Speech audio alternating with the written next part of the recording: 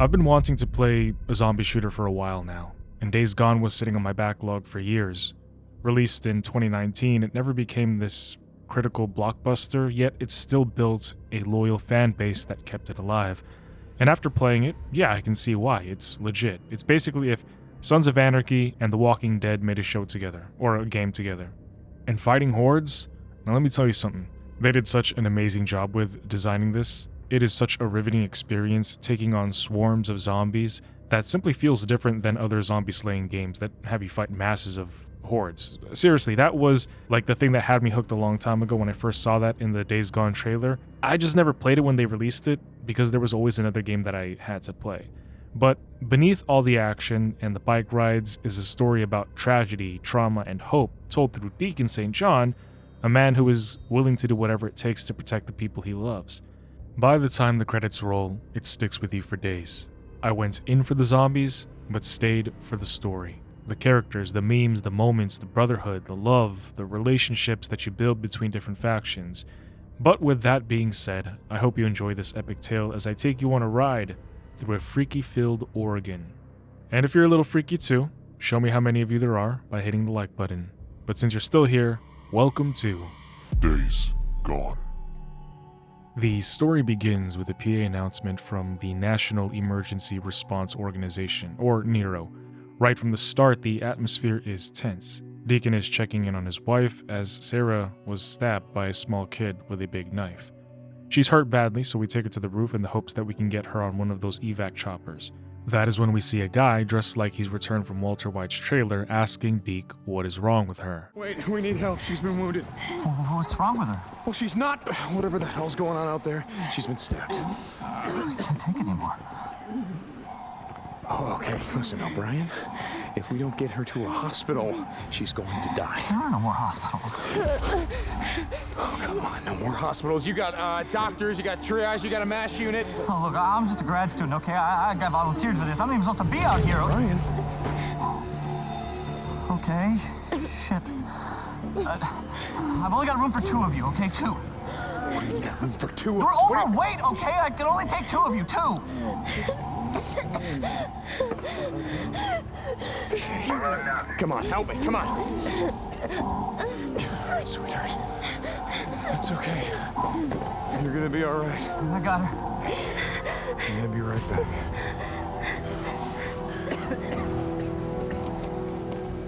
Okay, Boozer, let's go. We gotta get on that. Hold on. We gotta get on that ship. I heard what he said. There's only room for 2 on that chopper. Go. Go with her. I'll be okay. Look, I've been through worse shit than this before. You know? Yeah, we have.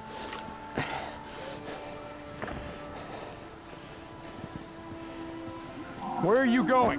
What? Where? Refugee camp, west of Three Finger Jack. No. Boozer is never gonna make it without me.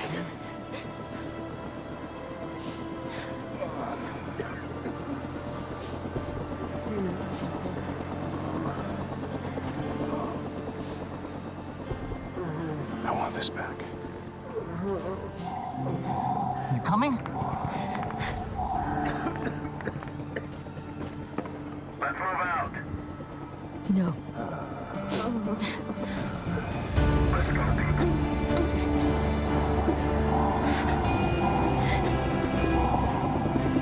Deke!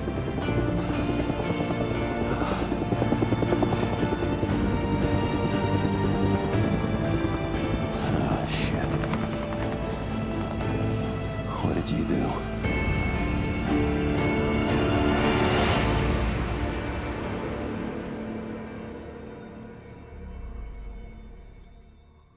2 years have passed, and now everything has devolved into desolation. Trash and personal belongings scatter the broken roads as nature starts to take back their world. But Deacon and Boozer, or William, his brother, are looking for a guy named Leon. Leon's taken a drug stash, and they've been sent to go find him. We see this severely wounded person on the ground who tells them that Leon is the one that did this to her, that beat her to a bloody pulp and left her just barely alive for the walkers to take her. And by the way, Deacon's got this personal code that I fully support, where he doesn't hurt unarmed women, and he doesn't tolerate anybody who hurts women in general. Right then, that's when we see Leon riding past them, so they both hop on their bikes and pursue him. Just a little other side note, riding the motorbike around this beautifully destroyed Oregon was a treat. Fluid, fun, nice. I haven't had a good chase in a while. Loved it. You like that? Yeah? You son of a bitch! You hit him. Yeah. Well, hold up. He laid his bike down.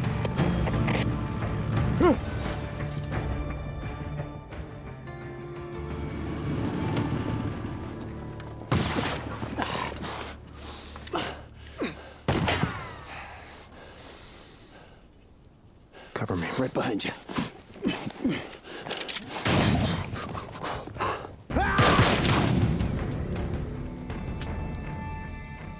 Fuck. Come on. After chasing him on foot and pumping some lead into his stomach, they catch him. Bleeding out. Well, that's a hell of a way to go. It's slow.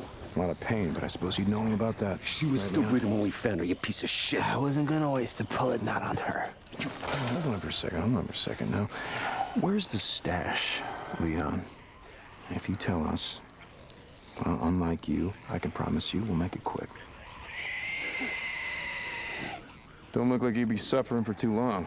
Leon, you got a little problem here. See, they can smell your blood from all the way down there. What do you suppose that feels like? Huh? Torn apart? Eaten alive? Guess he's gonna find out. Fuck you. Goodbye, Leon. No, wait. All right, no. I got it right here, take it. Where? In the cemetery, it's in the old cemetery. Thank you. No, you said. Do it. Don't leave me out here, man. Do it. Do it. You goddamn liar.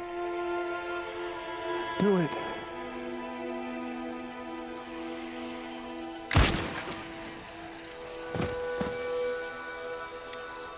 No idea where his body went. I guess Deacon shot him so hard that his body just disappeared. Tuck's gonna need something for the bounty. However, luckily, we still have his hat, so the person who hired Boozer and Deacon to find Leon, Tucker, we'll meet them later, will have proof that we got him. But heading back, bandaging up the arm. Guess I won't be losing the arm anytime soon. Walking by Boozer, Deacon gets back to his bike to find out that Leon had actually shot a hole in his fuel pump, so he decides to leave it covered on the side of the road to go find a new one over at a mech shop called Crazy Willie's. While laying down tomorrow's plan, get the drug stash from the cemetery, deliver them to Tucker, collect the bounty, then leave this place and head north, they run into a roadblock. I think they're gonna win.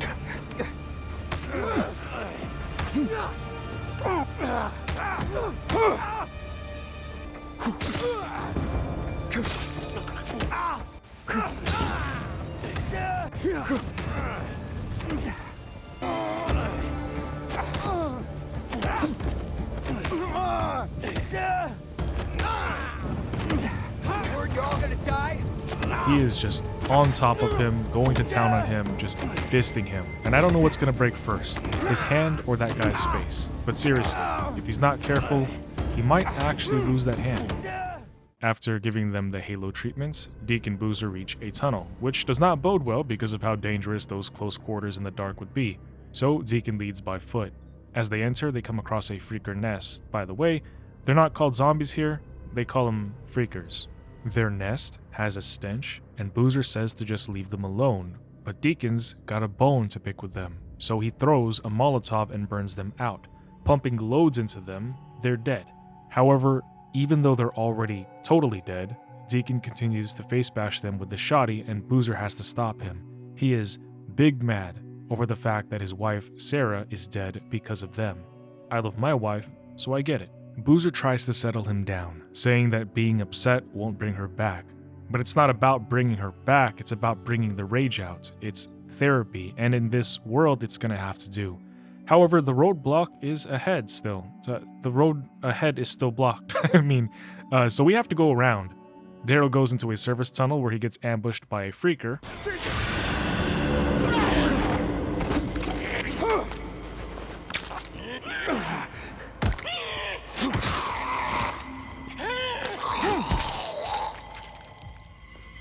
We make way for the bike, but then the sirens go off. More freakers come out to play, and after disposing of them, we make it out of the tunnel, and we arrive at Willie's. Shit. Place is crawling.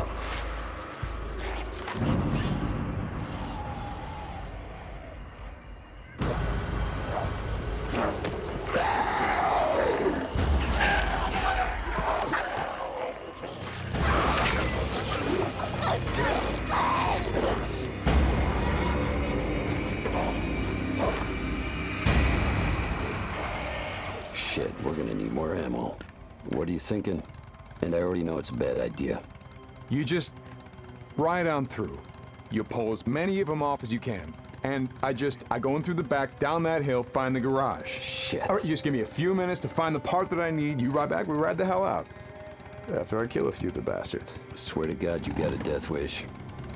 Like I said, not tonight. Come on, you stinking sons of bitches! Come on, that's right. Here I am, motherfuckers. Old Bill's right here. Deacon sneaks into the garage to grab a fuel pump for his bike, and everything is going fine and dandy until he steps outside to see that Boozer is being tortured by a group of maniacs who call themselves Rippers. The Rippers are a cult that worships pain, seeing the Freaker apocalypse as divine punishment and the Freakers themselves as holy. To them, killing a Freaker is heresy. Instead, they purify people through torture, often hunting down drifters like Boozer and Deacon, people that don't belong to a single faction or camp, to burn off their tattoos. Every single one of them talks and acts like a complete lunatic, and they stay in character like they're all LARPing.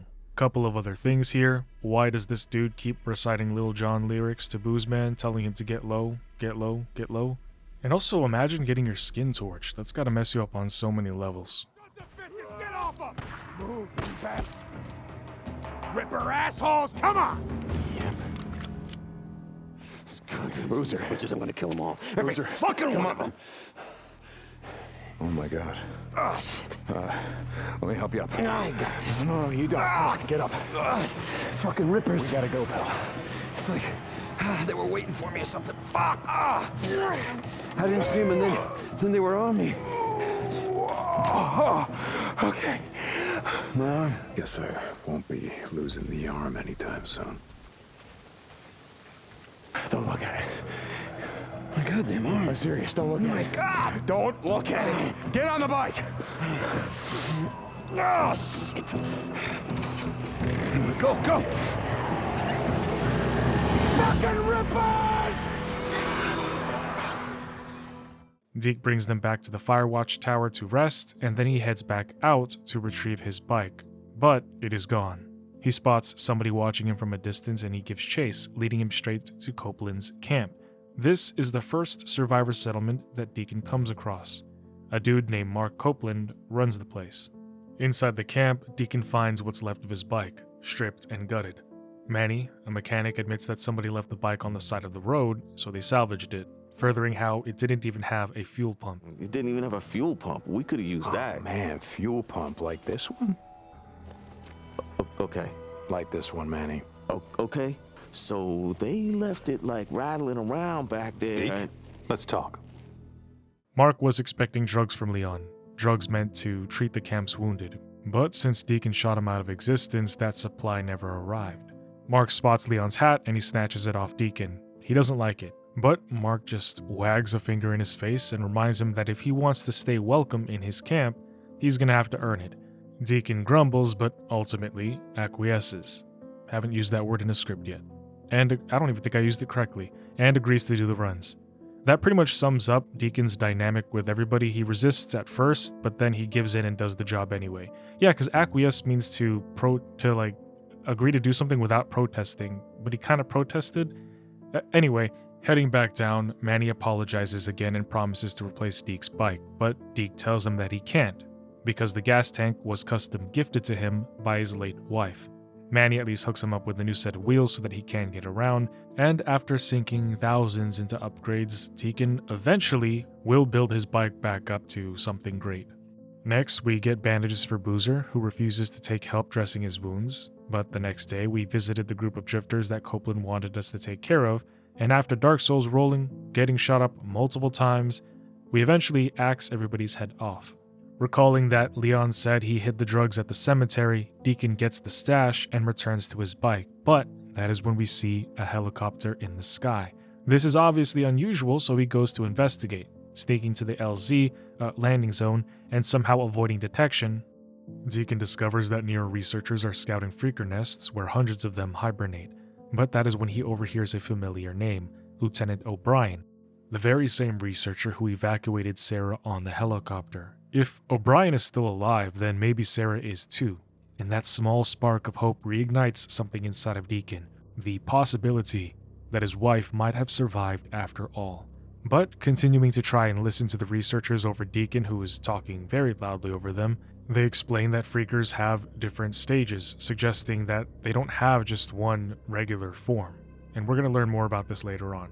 But for now, we head over to see Ada Tucker, the warden of Hot Springs Camp.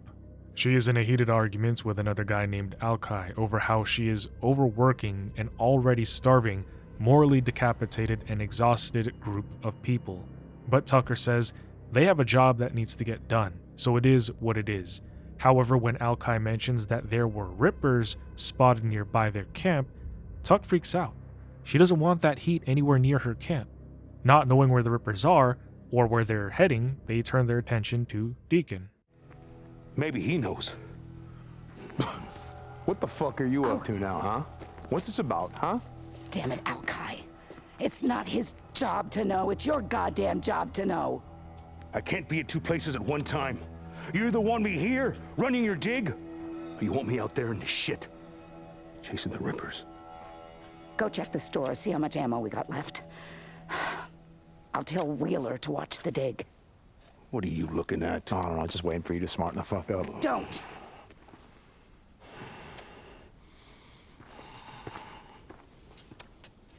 Did you track down Leon?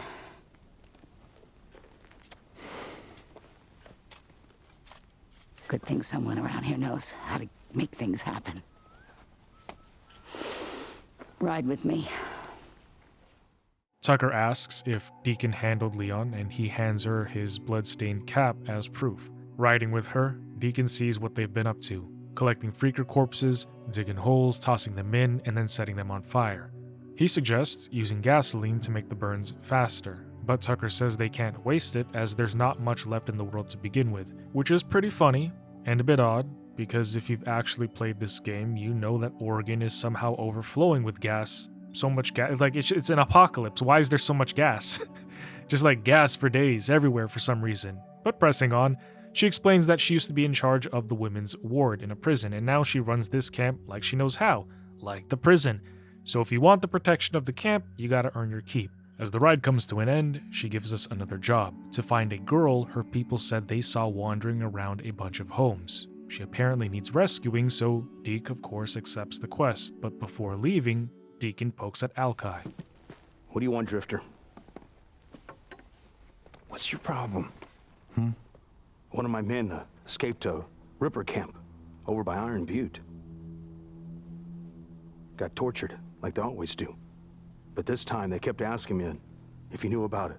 Two bikers, two men, asking me if you'd ever seen them or heard of them. A lot of bikes around here. What's it got to do with me? The Ripper called them mongrels. How many drifters still flying colors around here? As if that shit matters. If you ask me, you got a price on your head. How's it feel to be on the other side? Now, why don't you just show me what you got, because I don't have time for your bullshit. Whatever you say, Deke. After that, we return to Cope, bring him the drugs. Not that it had any significant impact on the overall story, but at least we closed that line up. Heading over to a gravestone in memory of his wife, Deacon talks to her and remembers the night that they got separated. Deacon, I gotta tell you something. Hey, it's okay. It's just my arm. You told me that we shouldn't come back, and I didn't listen to you, and then I knew that it was getting worse, but None of us knew it was gonna blow up like this, not this fast. You don't understand. I don't know what I would do if I lost you. This is my fault. Hey, no one's losing anyone. Made a promise, remember? Deacon, wait! Sarah, come on. There's a kid here. Hey. Hey, are you okay? Come on, we gotta find your parents, okay? We really gotta go. Come on. Oh, she stabbed me.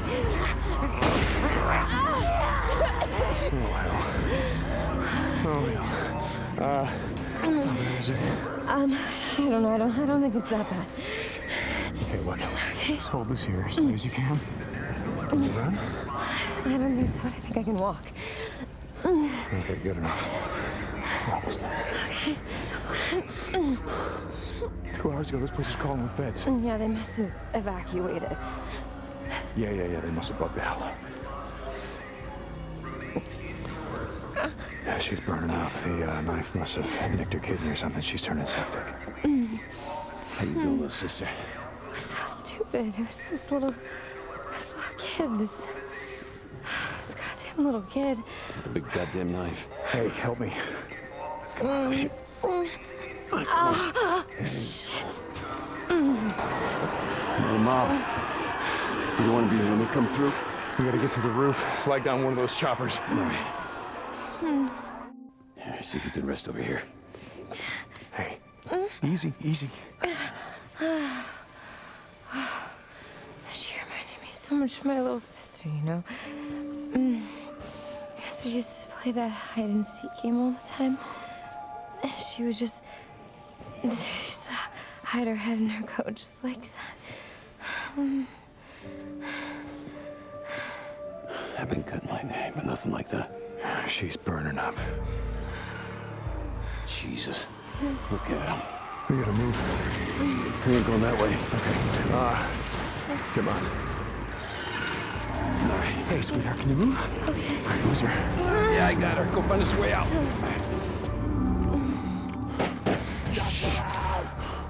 Just get out! You killed her!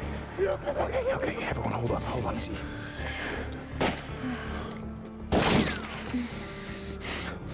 What are you thinking? Okay. You get his attention. I'm gonna try to sneak around behind him. Okay. It's nothing, Coco. I got this. Go. Hold on, don't shoot! Just fuck you! Yeah, we see you got guns, goddammit. Stop shooting! Sir? Hey! I'm unarmed. Get out! Now listen to me. My girl's out there. She's been stabbed. We're just trying to get to the roof. Get out of There's here! a helicopter. You killed her! So listen. You killed my wife! Oh, no. Look, I didn't know anything about your wife being killed. I am sorry, sir. No, listen, You didn't do anything! You killed my wife! You killed my wife! You killed her! Stop!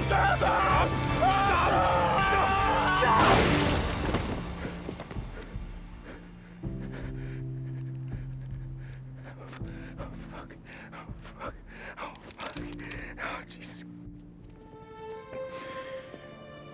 Deke, what happened to you? What's wrong? Let's go.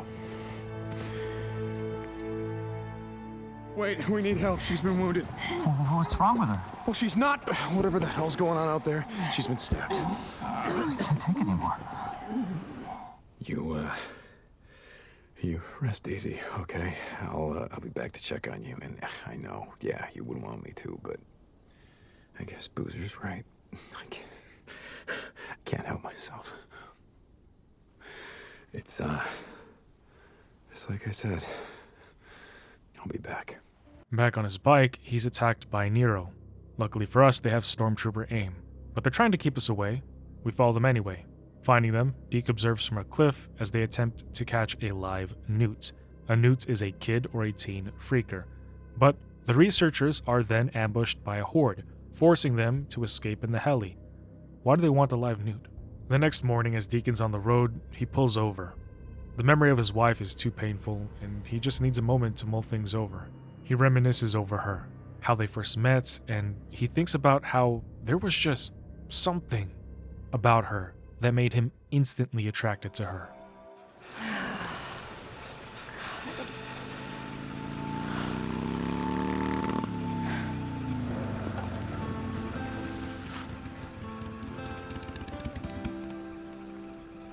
Hey. Hey.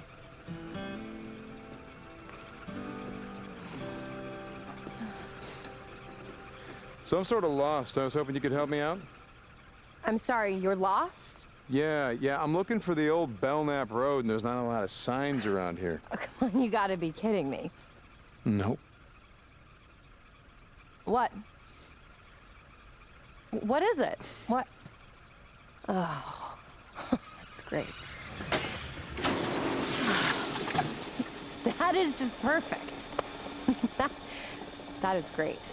That is great. So about those directions? I'm really sorry. I don't know where Belknap, Belknap, that's the one. And I don't know where it is. I really can't help you. I'm sorry. So no, then? Nope. Okay.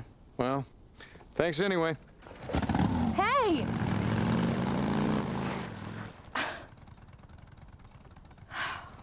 All right.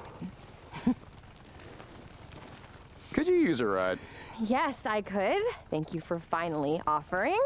I'm Sarah. I'm Deacon. Oh, well, sorry about the mess. I don't know, how do I, this contraption? Pretty much what you think, just throw your leg over, yeah. Okay, there. Whoa. Okay. Ready. Hey! Hey! Hold on tight. She tells Deacon about her job as a plant researcher, but out of nowhere, they're almost hit by a speeding truck. Narrowly escaping death, Sarah has to stand for a minute to recompose, but luckily she stopped in a spot that has reception, enabling her to call for a tow truck. So they decide to head back to her car and wait for the tow.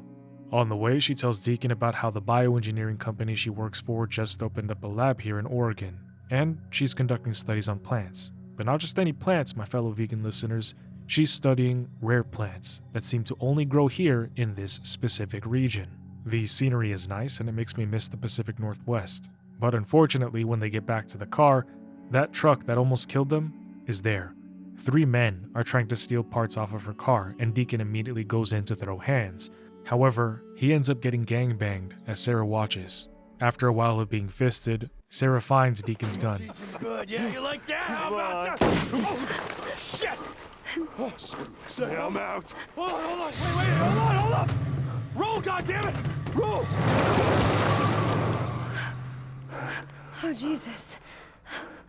Oh, my God. No. Oh, my God. Hey.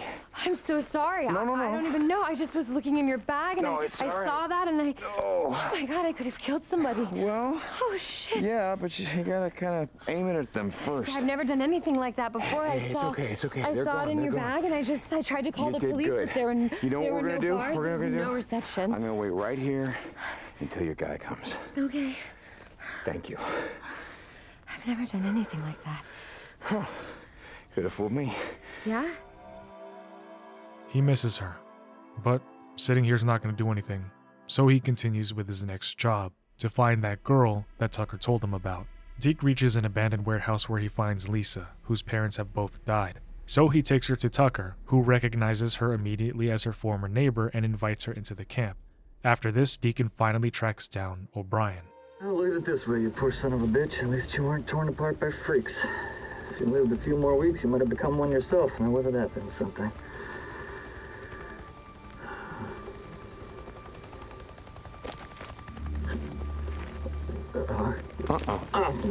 What do you want? Stay back. I just want to talk. N.E.R.O Protocol 2-7 states clearly that if conducting operations in quarantine zones, that if I encounter any civilians or civilians, that I'm forbidden from making contact. Really? See, that sounded to me like... Making contact. Yes. Yes, it did. You're alive. Yes. I am. How? How are you alive, What? O'Brien? I don't understand. Okay. You were there. That night. Farewell. The next night, refugee N.E.R.O camp. Protocol The 2-7 choppers were states. burning. that Everyone was dead. They were slaughtered. Torn limb from N.E.R.O goddamn limb. Protocol All right, 2-. listen up. We're going to do this the easy way or the hard way. The easy way, we have a little chat. You give me the information that I need, and then you go back to digging your way through freaker shit or whatever the hell else you're doing out here. The hard way. I crack open that little spacesuit, and then we see what your friends out there have to say about you breathing in all this contaminated air. So what's it going to be, O'Brien? Yes. Okay. Okay. You remember the rooftop of the old brewery. I put a woman on your chopper. She was wounded. Yes. I remember a knife wound. She was cut pretty bad. I went to the refugee camp that you said you were taking her to. Everyone was dead, so I'm going to ask you again. How did you survive? We weren't there.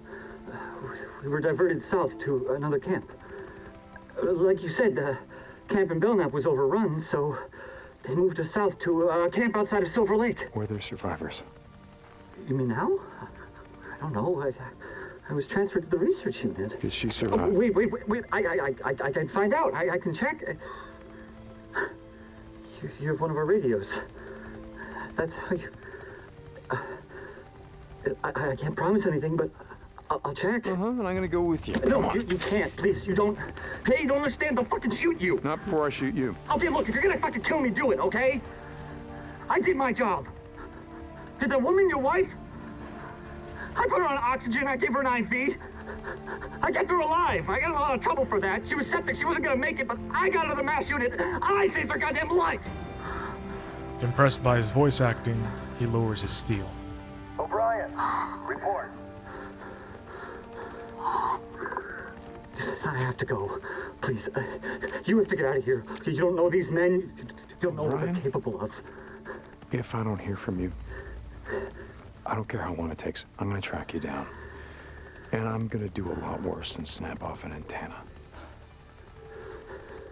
I'm sorry about your wife. But you're not the only one who lost someone that night.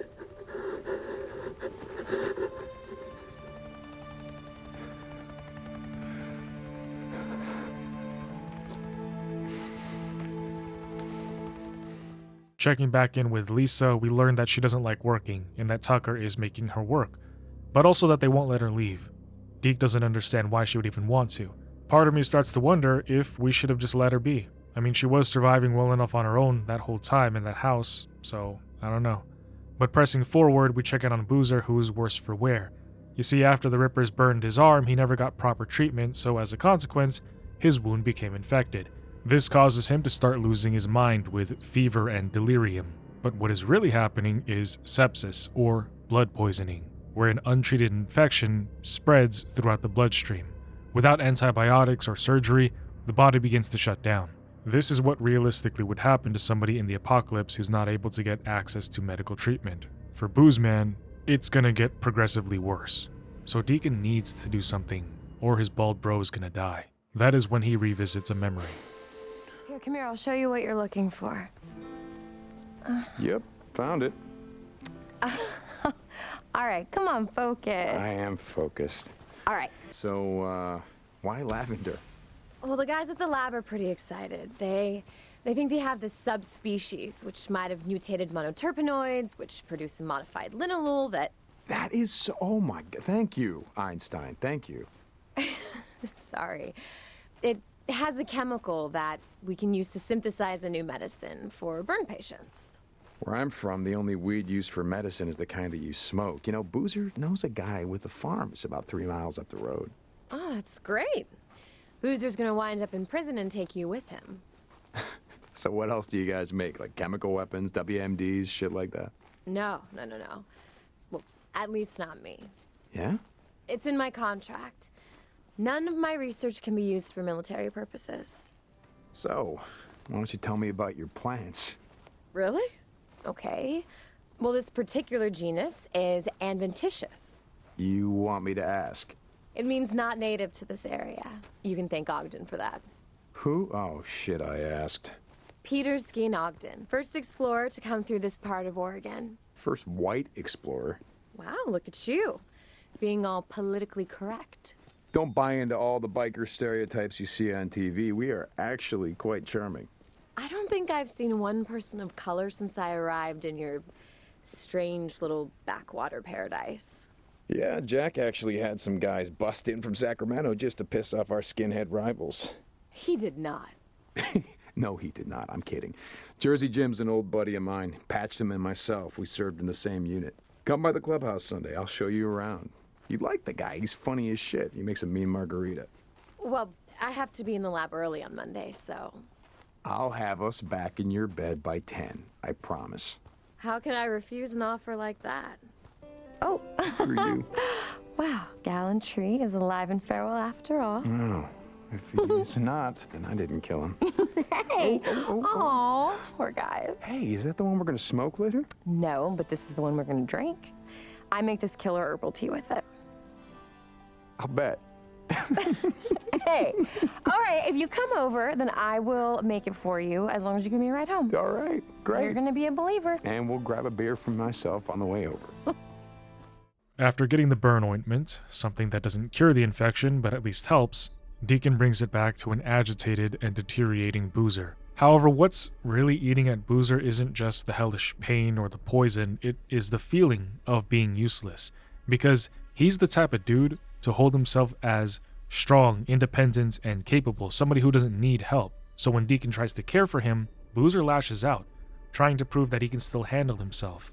Deacon, worried but understanding, gives him the space he needs. However, as he's leaving, Boozer does apologize, promising he'll be good to go in a few days. In the meantime, we see how Lisa's been holding up, only to discover that she was captured by Rippers. Apparently, Tucker sent her out on a mission with some others, but Lisa took that opportunity to try and escape, only to unfortunately land herself here. So after the Ripper massacre, Deacon finds Lisa tortured and traumatized. Oh, Jesus, what have I done to you? Lisa? Lisa? Hey. Sweetheart. No! Hey! Shut up! Shut up! Lisa, it's me. It's Deacon. Remember? Deacon? Okay. All right. That's all right. It's all right. Come on. You okay? Oh, damn it. Can you run? Do you know where the visitor center is? All right, that's where my bike is. I need you to run there as fast as you can. Don't stop. Don't stop. All right, don't stop no matter what. You ready? Huh? Go. Making it back to the bike, Deacon promises to take Lisa somewhere that is safer and won't ask her to work as much as Tuck did. Calling somebody named Ricky from Lost Lake Camp, Deacon's relationship with the camp isn't exactly friendly, but we'll learn all about that later. For now, we meet Ricky and tell her that we've got a kid who was brutalized by Rippers, and she immediately feels for Lisa, agreeing to take her to the camp. They speed off, and she doesn't even let Deacon say thank you, but Deke heads back to the tower for the night. However, the next day... Oh, they're coming. They're coming! Oh, they're gonna... They won't know! Wait, they're on me. Oh, shit, Boozer, what's going on? No! How'd you get in here? Whoa. You stay right there! Boozer, it's me. Stay there. It's Deke. Let's just Don't calm you come down. any closer. Let's just I will talk. kill you. It's all right. Oh, come on, give me the gun. Give me the gun, buddy. No, I will not! Ah! Oh, shit. Oh, Jesus Christ. Boozer, what the fuck? I heard him. I heard voices. Oh, shit. I mean, you heard him, right? No, I didn't hear shit, Boozer. You got blood poisoning. I do not. Yes, you do, Boozer. Just take a look. I don't need to take a look. Come on, we gotta get you some help. Look, I don't need some. Come on. Damn it, don't need help. With no choice, Deacon takes Boozer to a spot near Lost Lake Camp, the same one that Ricky just took Lisa to. He is going to try and break into the LLC to procure meds for Boozer, but before going, Boozer warns Deacon that Iron Mike, the guy who runs this camp, said that he would kill him if he ever saw him again, promising to get in and out. Actually, that sounds pretty good. 4x4 cheeseburger, animal style. Fries, well done, animal style, of course. He tells Booze he's gonna infiltrate and tactically acquire the meds undetected. damn it. Hi, Ricky. Hi, Addie. I don't want any trouble, so if you ladies just step aside, I'll show my way. What the hell are you doing in my infirmary? Oh, are you gonna shoot me now? Oh, wait. There's a code, right? You can't shoot a woman unless you have to. Well, now you have to.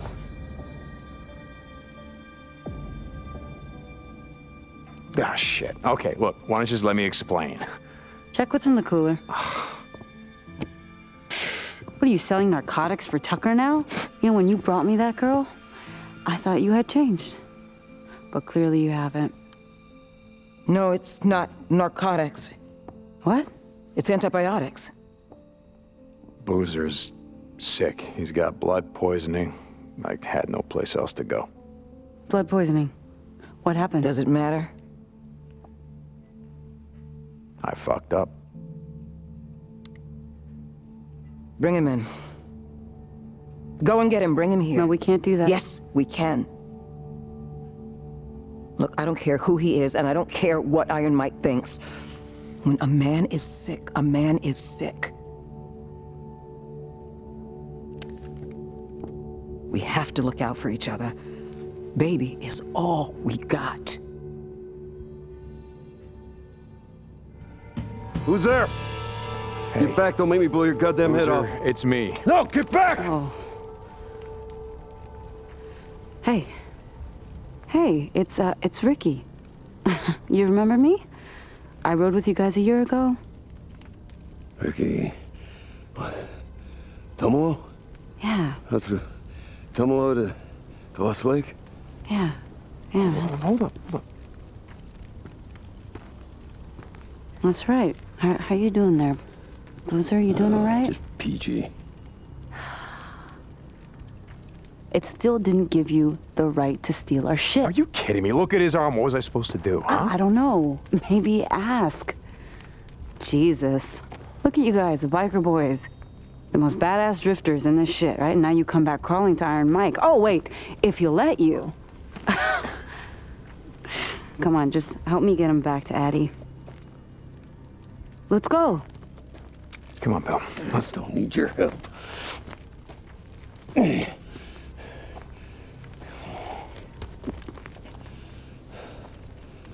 Ricky. Yeah, Boozer Ricky. Okay, so I'm gonna go back and check on him and make sure he's okay. Coward. Yeah, you got that right. Well, how long? And until he can ride, I mean. You mean how long do you have to be here? Look, we have antibiotics, but it's not enough. If Iron Mike lets you stay, your friend will have a chance. So with Booze settled into medical, now comes the hard part, facing Iron Mike. Waltzing in, one of his second-in-commands, Skizzo, is arguing with him against letting Boozer and Deacon stay at the camp. He states that there are not enough resources to go around for the both of them, that they're just trouble. Pulling a gun on him, Deacon responds in kind. But in Skizzo's head, that just proves his point.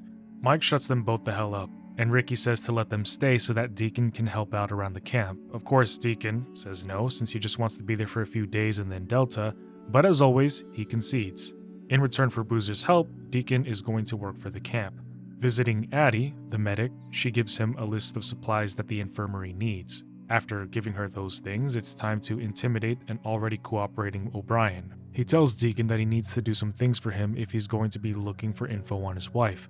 And, bro, I'm just as shocked. Like, I'm in disbelief too, because now O'Brien's got Deacon doing runs for him now. You know what I mean? Like, just imagine you run up on a guy and you're trying to intimidate him, only to end up having you work for him. Brian's got him tracking other N.E.R.O task force who are doing research in the field, and Brian wants to find out what exactly it is that they're studying. The first group he finds, he learns that there are freakers who are now mutating even further, becoming bigger and stronger. After relaying that to O'Brien, he returns to Lost Lake to check in on Boozer. But he's not doing well. Deacon gets riled up, so Addie has to send him away, saying that he's done all that he can right now, and that they need space. Right outside the infirmary, Skizzo is waiting for him with a scheme of his own. Apparently, there is a plane that crashed into Ripper territory, but said plane was carrying antibiotics that could be useful to Boozer. Now, despite the camp knowing about the cargo, Mike's not going to send anybody into Ripper territory because he and Carlos, the leader of the Rippers, have a deal. They don't cross into each other's territories. Everybody leaves each other alone. But Skizzo tells Deacon, knowing that he would go, which is exactly what he does. But heading there, he comes face to face with one of those mutated freakers that the researchers were talking about.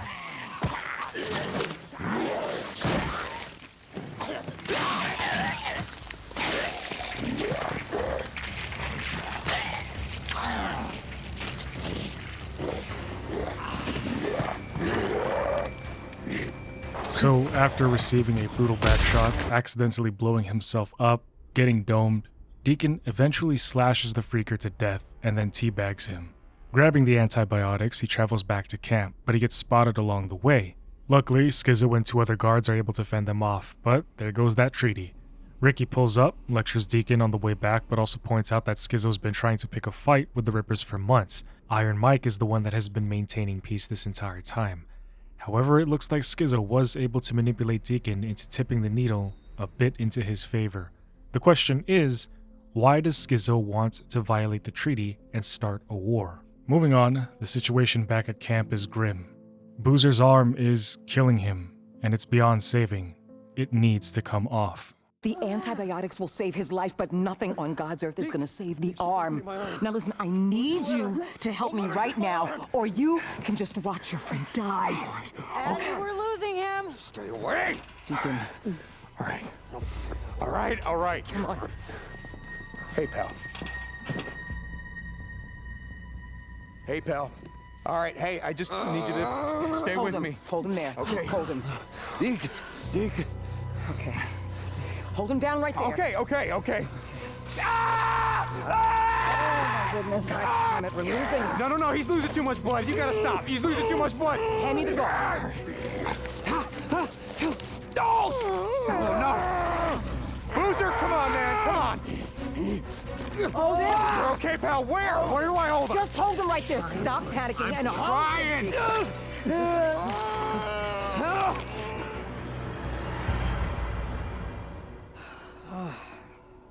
Hey, you did good in there. When I was in high school, I thought, maybe I should be a mechanical engineer, or should I be a surgeon? I guess I should have been a surgeon. And you. Hey, okay. You know, you saved your friend's life today. I don't think he's gonna see it that way. Yeah, well, I think you will. I gotta go and give him his IV drip. And you know what? I don't know where you got all this, and I don't want to know. But it's gonna save a lot of lives, Deacon St. John. A lot of lives.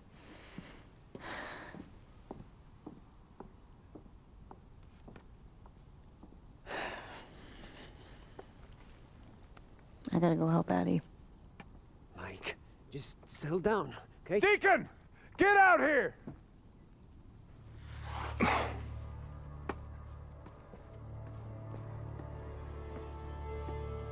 I heard what you did. I wasn't about to let him die. Mike, let it go. It's done. I know that, god damn it. Boozer gonna live? I don't know. But the Ripper saw you. Followed you back. When Carlos finds out about this, there's gonna be the devil to pay. Carlos can go fuck himself. You are writing checks with other men's blood. I hope you're good with that.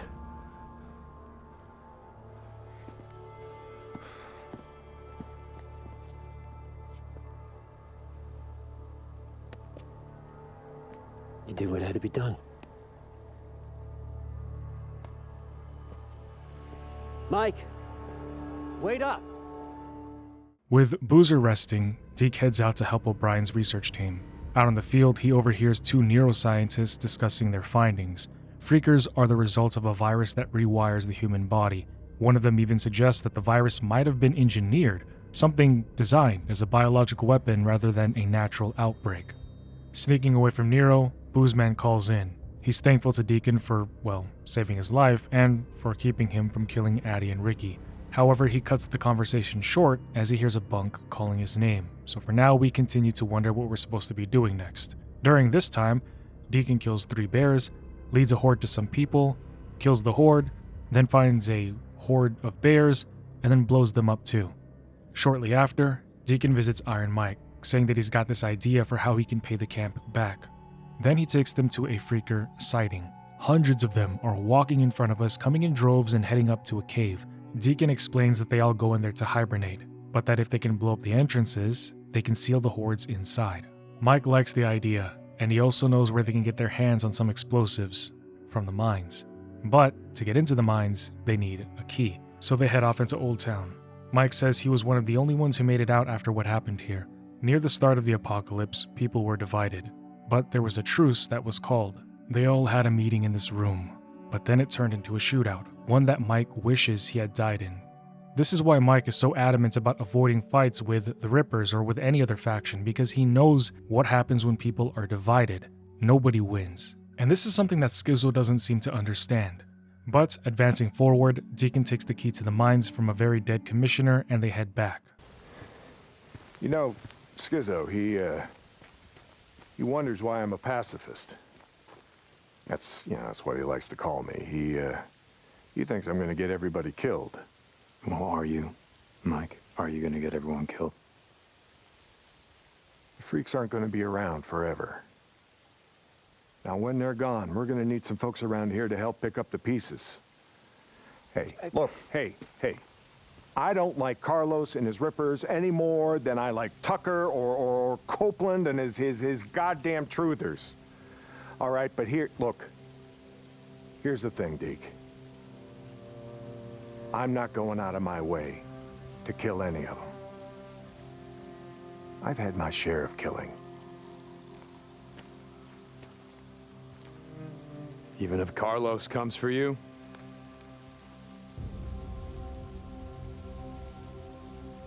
My truce will hold. You can bet on that.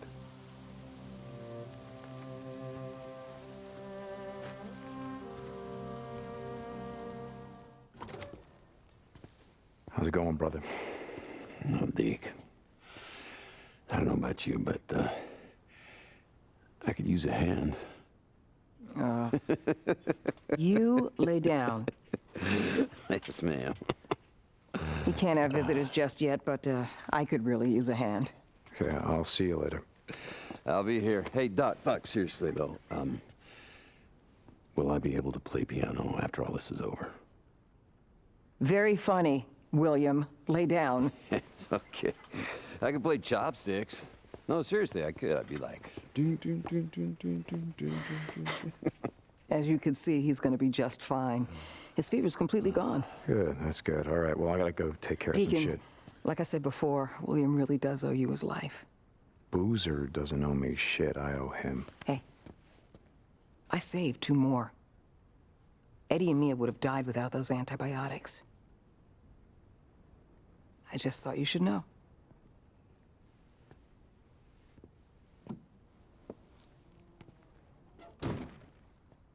Once he's out, Skizzo, who still dresses, talks, and has the mannerisms of somebody who's never left the early 2000s, tries to catch him with some BS job. But Ricky does save us, saying that we need to go help her with something. The generator is off, and there's no power to the infirmary. Ricky wants to find out why. Deacon pouts and then agrees to do it. Just follow the route that I marked on your map. There's some marauder camps up there we want to stay away from. Yeah, got it. So how did you end up out here? I never asked you. Same as everyone, I guess. Heading over to the dam, Ricky does her engineering thing. Well, this is gonna be fun. So now wait, wait, what's going on? What are you doing? We only rode together a few months, but in all that time, I never saw you volunteer for anything. One of us has to jump down there and clear the intake. So, I'm up. Oh, but you can stand and watch. Okay. No, it's now or never. Let's go.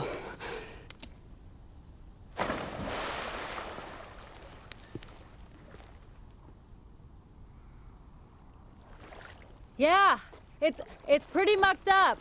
I think I can clear it though. Run back down to the turbine. See if it's vibrating at all. After she clears some blockage down there, things start to move along, but there is still an issue which requires them to check on the transformers inside. While walking over, Deacon asks why she and Skizzo are always fighting, and she explains that while she and Addie were bathing one time, Skizzo was a peeping Tom. They of course caught him, and there's always been friction since. But once they get inside, they find out that the transformers are covered in nests. That is what's causing the disruptions. 5 Molotovs later, the power is back on, but then they get ambushed by Rippers.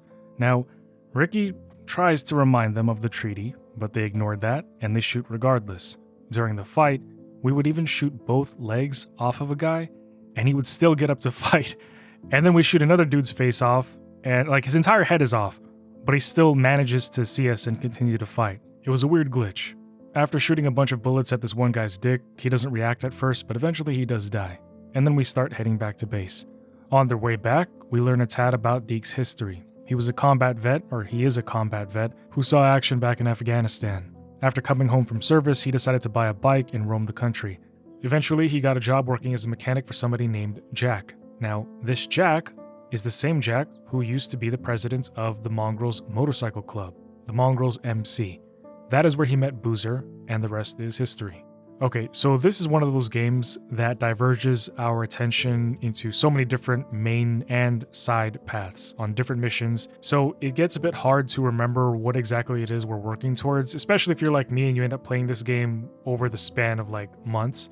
But for those who need a recap at this point of the main things to focus on, there is hope that Deacon's wife might still be alive, but there is also something happening to the Freakers causing them to evolve, and that's dangerous. On top of that, there's this idea floating around that the virus that has caused the apocalypse might not actually have been a natural occurrence, but rather a biological weapon that went wrong. Back it up with the fact that tensions are rising between two camps, you got precipice of war. However, for now, Deacon visits O'Brien's next beacon site. Here we learn from the researchers that Freakers have been making somewhat conscious decisions to put on new clothes or jewelry. The researchers pointed out that Freakers also seem to be inhabiting residential areas where people used to live. All this to say that somehow, some of the freaks, despite being clinically brain dead, managed to retain echoes of their memories and seem to act upon them. Now, don't misunderstand this. The humans that they were aren't there inside of them anymore. They're not watching from the inside out. They are so dead.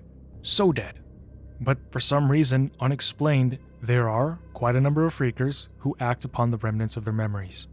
Later that night, checking in with Boozer, we ask him how the arm's doing, and he says it's 50% of the way there. But on a serious note, he starts talking about his phantom pain, and how he can feel his arm even though it's been amputated.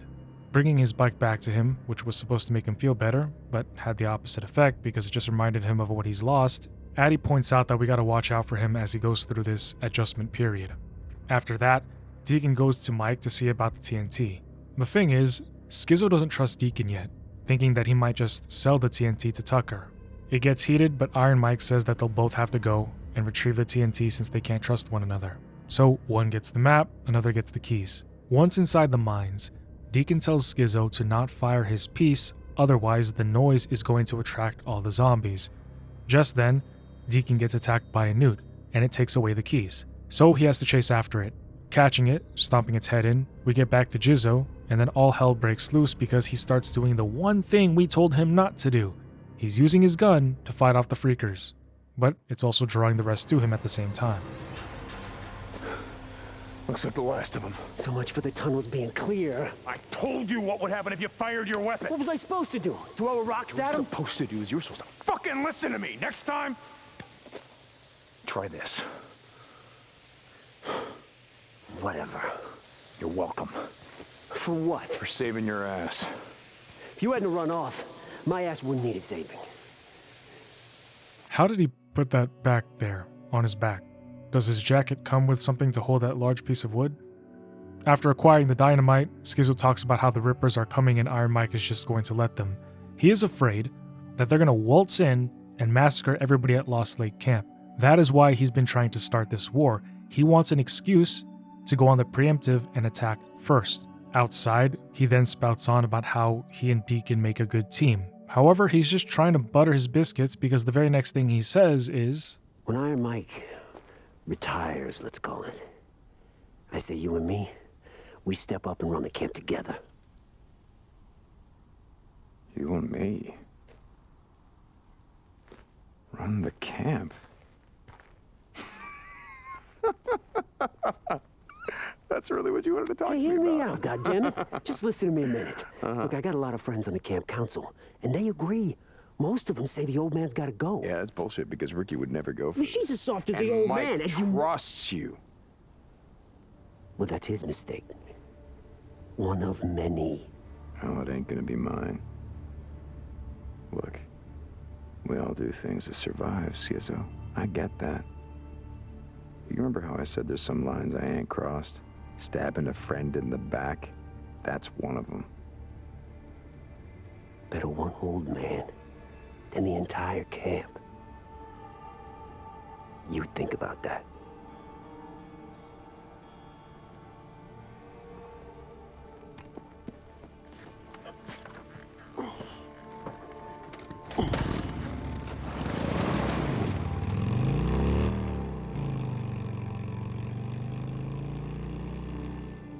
The next morning, Deke asks Skizzo about Boozer, who had just drifted off with a bottle of whiskey. He gets upset that Skiz's thing just let him leave, and that is when we have to go on a Merry Goose chase to go find him. But eventually, we do. It's in front of a huge freaking horde. Bring it! Okay. So this is it. This is how we're going out? No, I don't think so. Huh, Boozer? Huh? Bro? Boozer? The night your old lady was killed. What did I say to you? What did I say to you, huh? I found you halfway through a case of whiskey. You were gonna drink yourself to death. What did I say to you? You grabbed the bottle, and you chugged it. It was a lot of goddamn whiskey. And you told me that if I was gonna drink myself to death, you'd be right there with me. That's what brothers do. So like I said, Boozer, is this it? This is how we're going out.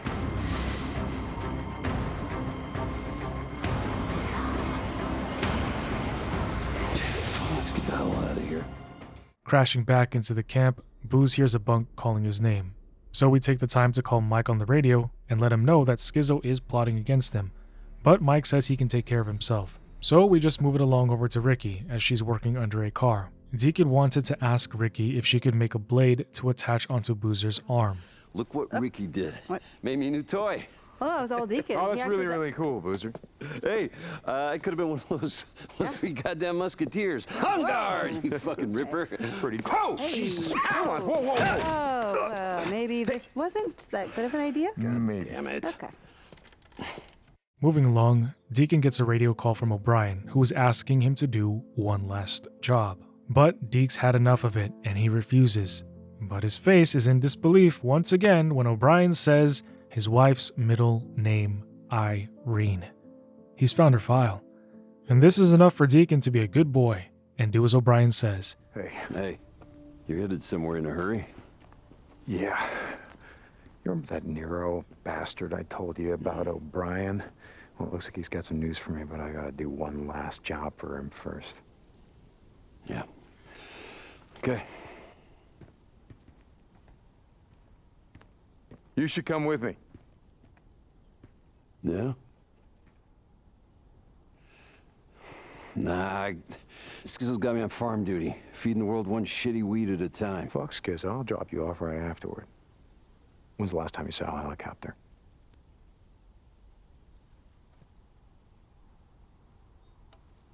I'll tell him he twisted my arm. Never gets old, does it? But this time Deacon's taking his bro along, and honestly, he needed this. Learning that the researchers have been studying the Freakers' excrements, they discover that they're not just eating humans. They're munching berries, grass, plants, pretty much everything that's green, which is bad news because this means that they will be able to survive even after humanity is gone. Rolling up the hill and reporting to O'Brien, we find out that Sarah survived the stab wound after being under surgery for 6 hours. She actually made a full recovery, which is good news. But Brian says that she was then transported to a camp that was overrun by thousands of walkers. No survivors. Which kills the hope Deacon was riding on. It was overrun. Everything was overrun. There were no survivors. You survived. They survived. Look, there was nothing that would have protected that camp, okay? Highway 97 is an artery. Infected freaks poured up from LA, from the Bay Area, from Sacramento. There were thousands and thousands and thousands of them. There was nothing we could do. I get it. So you bugged out. Who did you bring with you? N.E.R.O personnel, some feds, people with clearance. N.E.R.O personnel, the soldiers, the guys with the guns? The guys that should have been protecting the civilians? There's nothing that you can do against a horde. They're too strong. I know all about hordes. Well, they know that there was nothing that we could do. Oh, you know what you could have done? You could have brought a few of them with you. You could have saved a few lives. There was no hope. There was no time. There was no room, okay? We'd already turned on each other by the time the hordes arrived. No, I get it.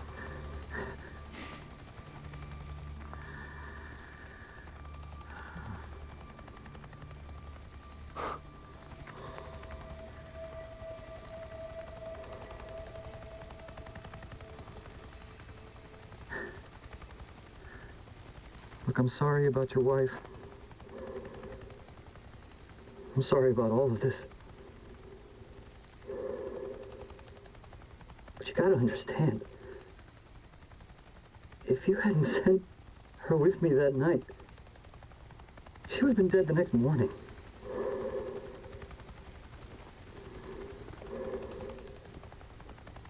You did the right thing. You know, if you had decided to stay, the only thing that would have happened is you'd be dead right alongside her. Don't you think I know that?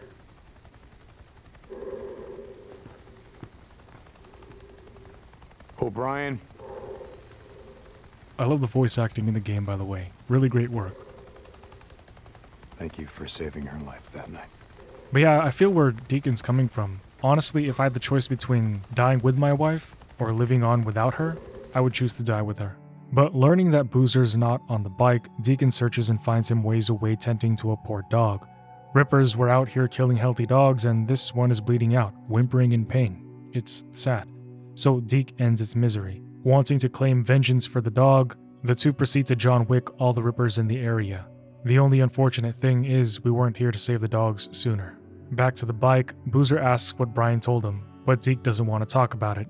However, Boozer does. Hey, come on, goddammit. Boozer, you really don't want to be doing that right now. Oh, yeah? You think I need more than this to take down your scrawny little ass? Come on, what'd he say? Drop it. Seriously, what happened to Sarah? Huh? Where's your old lady, Deke? Where's your old lady? Huh? Stay down, brother. Had enough? Where's your old lady, Deke? She's dead, Boozer. Sarah's dead. Yeah, and she's been dead a long time, so don't you think that you mourned her long enough? Oh, God. I think that you have a hell of a left hook, asshole. Oh. Yeah, it's the only move I got. Come on, man. Oh. I gotta get my sorry ass back to work. Camp ain't gonna feed itself. Okay. Yeah, it's the only move I got. Still, I tagged your ass with it 3 times in a row. Fucking shameful. Dropping Boozer off at work, Deacon goes back to Sarah's grave to really say goodbye to her this time. Later, as he's driving back, Deacon notices a fire inside of a church. But this is not any old church. It's the one where he and Sarah got married. So naturally, he doesn't take kindly to people trying to take respite in here. And all that death remind him of one of the greatest moments of his life.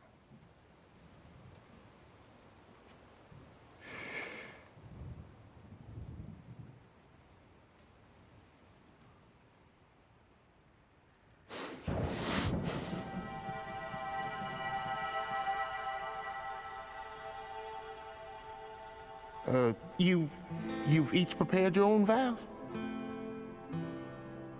Well, traditionally, the groom goes first. I'll go first. Deacon, I'm so sorry that no one came. I guess we really pissed off everyone on both sides. Well, I mean, not everyone.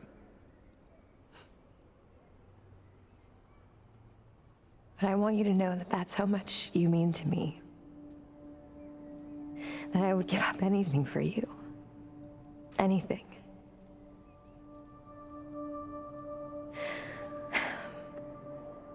This ring is a symbol of my love. And it is precious. It has no beginning and no end. I love you.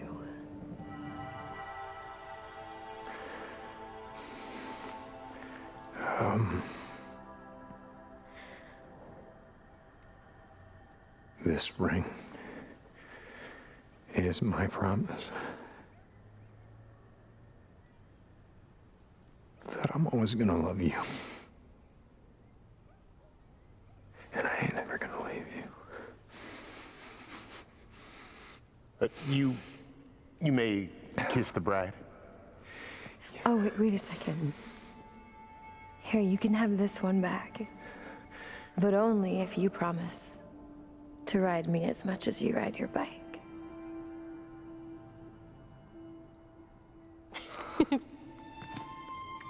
Well, I now pronounce you man and, well, wife. Okay, I'm gonna just go.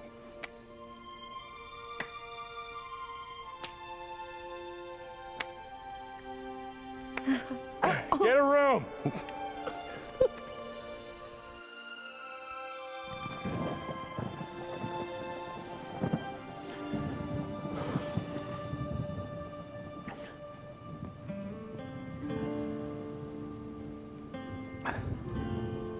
Don't worry.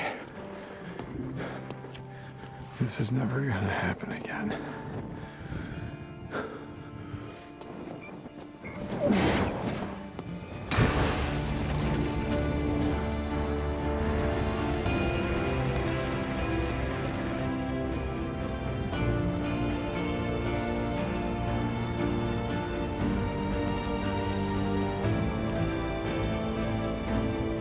And I think this is pretty good to see. He's getting closure, he's beginning the process of accepting that his wife is actually dead, and he continues back to reality. Helping Ricky fix the power lines, we give electricity back to Lost Lake. Iron Mike gives a speech basically trying to show everybody that if the community is built on trust and willingness to help one another, the community is stronger. Everyone was ambivalent about Deacon and Boozer coming back into the camp, even if it was temporary. Hell, even Mike promised to shoot them if they ever showed their faces here again. But he let them earn their trust. As a direct result of this, Addie was able to heal more people. This also enabled Ricky to repair and restore energy back to the camp. Iron Mike is solidifying his stance that in order to have a shot at bringing society back from the apocalypse, this is what we need from everyone, because that is how you step out of the darkness. Suddenly, Ricky notices that Deke is bleeding, so she takes him to the infirmary and takes his shirt off to dress his wounds, but she's actually just trying to put the Mac on him. Deke knows that Addie wouldn't like Ricky being unfaithful. However, Ricky's excuse to cheat is that she's not married. But Deke is. It doesn't matter if his wife is dead, he's still married. So, he's not going to do his wife dirty like that. At least, that's just me projecting my own thoughts, but I don't know if that's what he's actually thinking, but I'd like to think so. The next morning, we ask Addie if she has any antidepressants for Boozer. He's depressed. But Addie says he doesn't need drugs, he needs something to heal his soul. She points out that Boozer was willing to risk his life to try and save the dogs, so Deke gets Boozer a dog. He is elated, and I think that was the ticket, man's best friend. Later that same night, Skizzo drags Deacon into one of his plans to get the detonation cord for the dynamite. The problem is, they have to visit Ripper territory again, and despite the treaty signed, Skizzo is hell-bent on going there. He reveals that he found a secret passage going into Ripper territory, which convinces Deacon that they might actually be able to pull this off unseen. On their way, Deacon asks how that meeting with Carlos went. Earlier, Mike had mentioned that he sent Skizzo to try and break bread with the enemy. I don't know about you, but that doesn't exactly seem like the brightest move at all. Why would you send Skizzo, of all people, to try and make peace with the Rippers? Even Deacon finds it odd that he met with them and now all of a sudden he knows about a back door into their camp, but Skiz says it was swell. Right. But deeper into their territory and deeper into the night, they encounter some disgusting Rippers who are torturing a woman. Before they leave, they blow air horns to try and attract freakers. Give me a second, give me a second. Oh, Jesus. Somebody. Someone, please. Come on. Please Come on, we gotta go. No, we're not leaving her to the freaks. What? No. Skizzo, we are not leaving. This is not why we are here.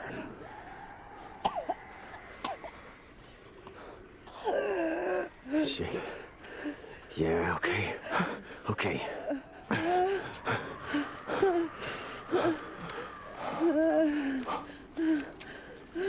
Okay. I got her. What?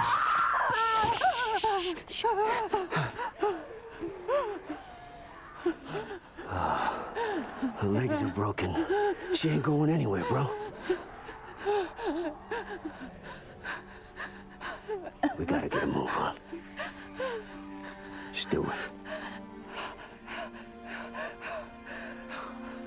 Hey, sweetheart. Sweetheart?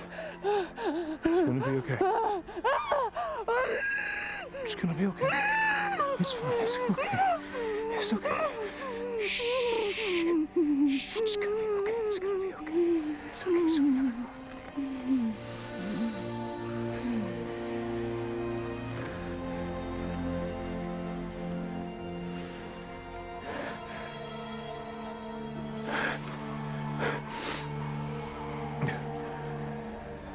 We gotta cut back this way.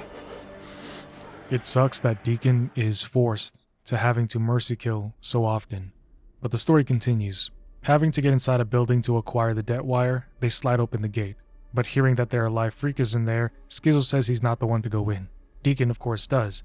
After killing all of the newts that were in there, we rejoin with the useless prick out there and we find the detonation wire. On the way out, Deacon is starting to warm up to Skizzo. He's thankful that he came with him. But when Skizzo says don't mention it, he actually means that. He really doesn't want Deacon to mention it. Camp, why don't you look? What are you doing? I'm sorry, brother. It was the only way.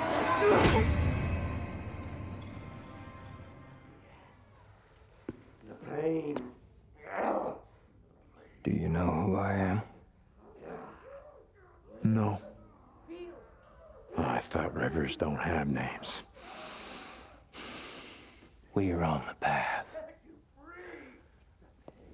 My followers. My followers have all given up their names. Except for me. For now. Uh-huh.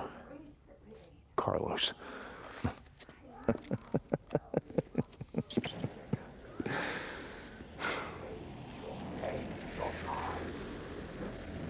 Jessie.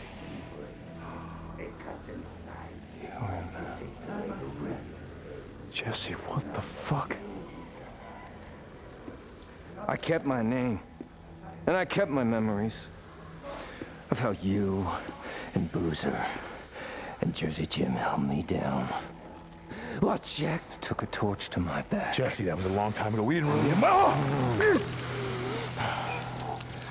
Oh, yeah. I remember screaming, it's okay. I also remember something else I learned that day. Something important. Everything about you. Everything that makes you who you are. Oh, it can be burned away. Until nothing remains but your name. That's what the freaks are, you know. I learned that too. That's why we need to be just like them. Okay. If we're gonna do this, you're gonna talk me to death. Oh, we are gonna do this. Deacon St. John. We're not gonna do this alone, though, are we? No, you! Gonna do this without Boozer, are we? We gotta finish this together, the three of us. Oh, yeah.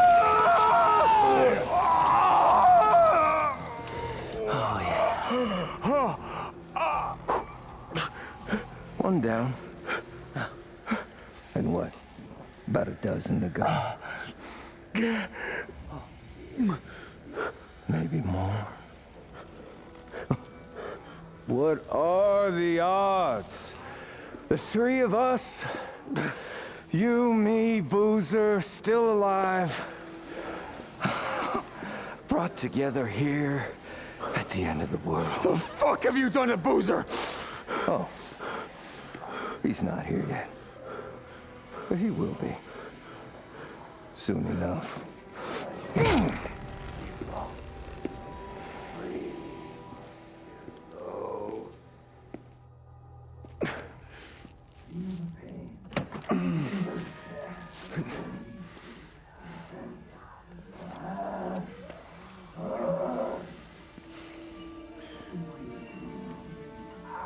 It is you.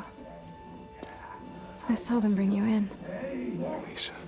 No. That's not my name. I'm on the path. I don't have a name anymore. None of us do.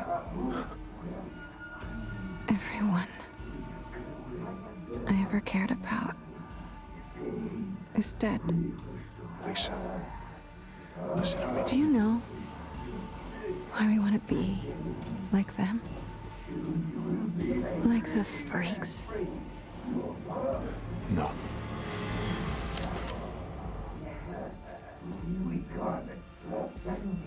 It's because they don't remember what they've lost. Who they've lost.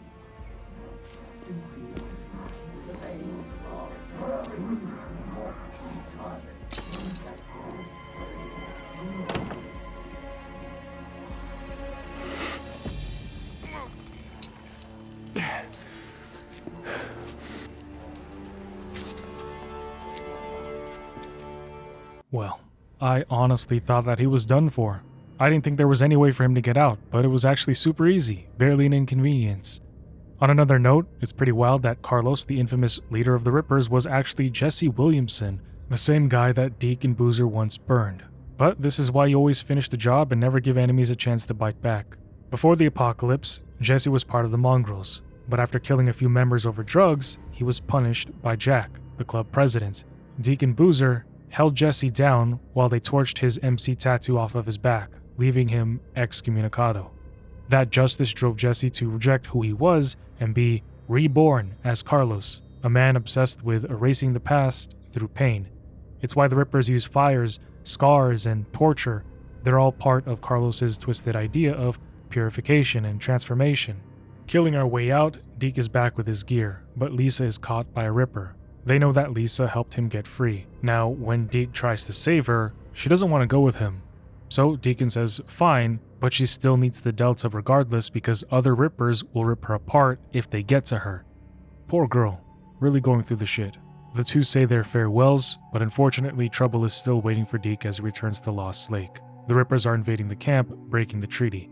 They've taken this young woman hostage, but Deke saves her and gives her a gun to help with the fight. Apparently this battle lasted for a really long time, because when we arrived there, it was night.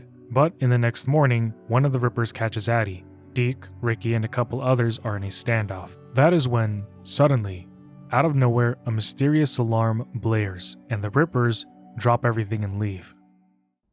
Mike, this is all just a big misunderstanding. They only want... You attacked my camp. Murdered my people. You call that a misunderstanding? You broke our treaty. You come onto our land. You steal our supplies. You attack it. You kill my people. Mike, listen to me. I made a deal. Hey, whoa! Weapons down! Get low. Hold. Hi, Skizzo. I'd like to hear about that deal. God damn it, just wait. Why don't you tell him? Tell him how you sold us out to them. What the hell do you want me to do? Oh, friggin' goddamn it, Skizzo. Why don't you tell him or I'm gonna cut your throat. Okay. Okay! I made a deal with Carlos. Okay? Mike. But it wasn't. It wasn't to sell out the camp. I swear. It was just them. The two of them. Him and Boozer. That's all that he wants. Just them. Yeah, how's that deal working out for you? I did it to save the camp, Mike. I did it to fix shit. To restore the treaty he broke. Mike. Deke. It's good to see you breathing. But let him go. Deke. Let him go?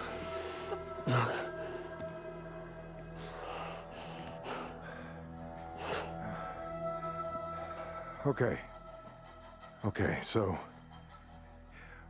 is what he says true? About you making a deal? Only lost tell lies. Yeah, it's true. Okay. So we give you Deacon, William, biker boats, whatever the fuck you want to call them. But you leave Lost Lake alone. You will rest in peace. You have my word. And that's something, isn't it? Your word. Grand fucking poobah of the R.I.P. Hey, we come here under a flag of truce. Truce my ass! This is my camp. My people. You don't come here with some blood-stained flag of truce and demand shit! Not from me! Now, I don't care what you think these boys have done. I don't care why you want them. All I know is you're not getting them. Mike, we had a deal. No, this is the deal, Carlos. And it's the only one you're getting. Now you take your people, and you get the hell out of Lost Lake. Get the hell out of here. Or we all die together. Right here. Right now. Our treaty stands. Always has. From where I'm standing.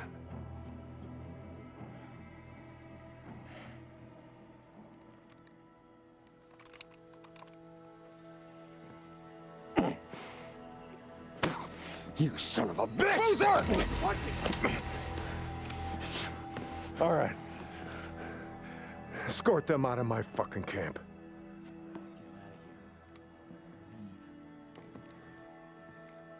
Hey, we ain't through, Carlos.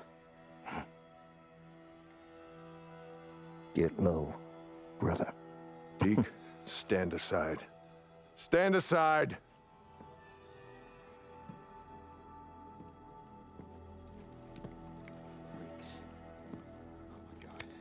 Mike, look, I just want to say... Take him to lockup. Fuck that, we'll take care of it. Get off him! I keep trying to tell you boys something. And you won't listen. This is not how we do things around here. We do not barter with lives, and we do not murder people in cold blood. Get him out of here. Get off me. We're gonna give him a fair trial, like civilized people. And he's gonna get what's coming to him. I'm not sorry, Mike. I'm not. God damn it, I tried. I tried to save his camp. The Rippers won't stop. Carlos is not gonna stop. You hear me? They won't stop! You know who that was? Jessie. Yeah, I guess being a cult leader at the end of the world wasn't enough to keep him busy. He was after some payback as well. That motherfucking son of a bitch. Yeah. I'm guessing he's known about us for quite some time. That night at Crazy Willie's, that wasn't some random Ripper attack. And Skizzo was gonna sell us out to him? Where'd they take him? I'm gonna find him and break his fucking neck. Hold up, leave Skizzo for right now. Get your gear together. Some Molotovs, all the ammunition you can carry. Wait, what are you thinking? And I already know it's a bad idea. Yeah, it's a bad idea, but we're gonna do it anyway. I need to go and get the explosives from the lodge and the deck cord from Skizzo's cabin. Meet me at the bridge. I'll explain on the way. Hey, you good with this, brother? Yeah. Oh, yeah. So in a way, Skizzo was right. The Rippers won't stop coming after Lost Lake Camp, but it's also entirely his fault for pushing it to that point and manipulating Deacon into causing the treaty to come undone. Then he's got the nerve to blame Deacon for it too. However, just in general, I think I understand where Skizzo was coming from, but it's just such a fine line to walk. Because think about this, if you operate and preemptively act based upon your own suspicions of what others might do, it gets dangerous. However, in this case, knowing the Rippers, I actually side with Skizzo because the probability is way too high for us to just hope that they won't try and kill us when we're not expecting them.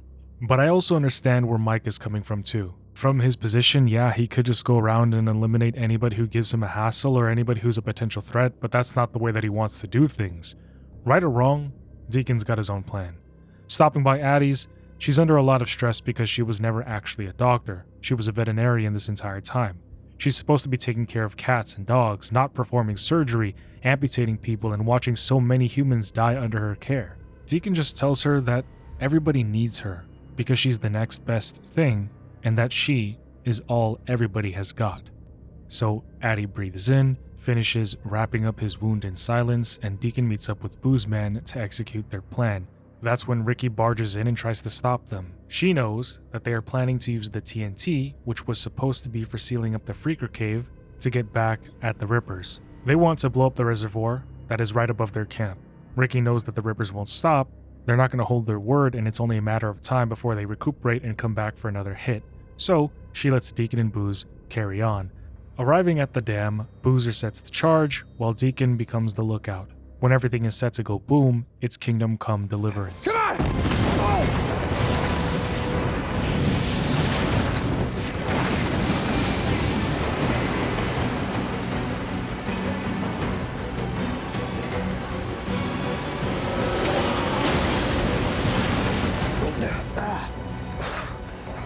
Holy shit! Are you okay? Yeah. Yeah, I think so. Unless, wait a minute, was this already...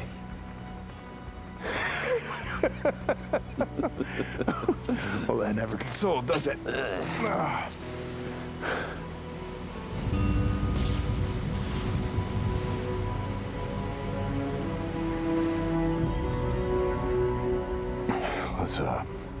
Let's go find Jessie. Yeah.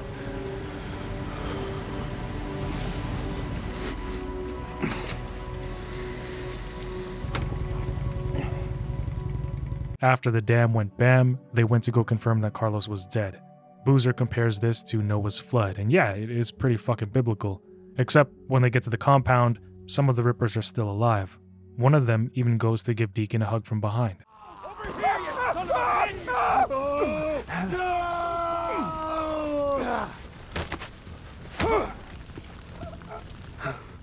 Entering, the two hear Jessie upstairs, but only Deke can climb up. When he does, Jessie pegs him, blows some white magical dust in his face, and then tries to kill us. Luckily, the game is in story mode, so after a few slashes, we give it to him real good from behind and then drop him real low. Sliding across his neck, we say rest in peace to him and the Rippers. So, heading back outside, giving Broseph a hug and lying to him about how we couldn't have done it without him, we head back to camp and talk to Steel Michael. I didn't have a choice, Mike. Oh, everybody's got a choice, Deke. Until they're dead. It's either us or them. It's always us or them. Always. You know the reason we're going to hell? Is we can't figure out that us is every goddamn soul that ain't walking around in shit-stained pants trying to eat us! All right, you know what? You may not like it, but the world is what it is. Yeah, it is. Praying ain't gonna change that. Wishing that it was something else ain't gonna make it that way, Mike.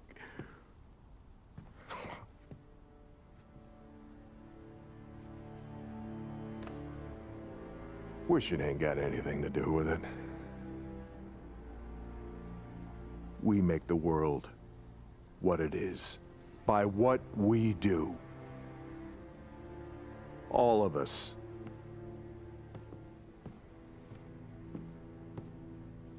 I let him go. Skizzo. Ain't no way he was getting a fair trial. You let him go. Told him to ride out, not come back. Jesus Christ, Mike, do you have any idea what the fuck you've done? Yeah. I stopped another killing. And you know what? I guess I'm good with that. I don't know if that was a good move. Like, sure, you kept your mind and conscience clean. You didn't kill one person, but by letting Skizzo go, you are potentially condemning scores of others to dying. It's kind of like Batman letting the Joker go every single time. He knows that he's going to do something bad. He knows that people are going to get hurt. But instead of taking him out and making the world a better place, he lets him go every single time. Once outside, we hear Ricky teaching Addie how to drive a bike. And this takes Deacon back in time. Come on. Okay. Move it. Yep.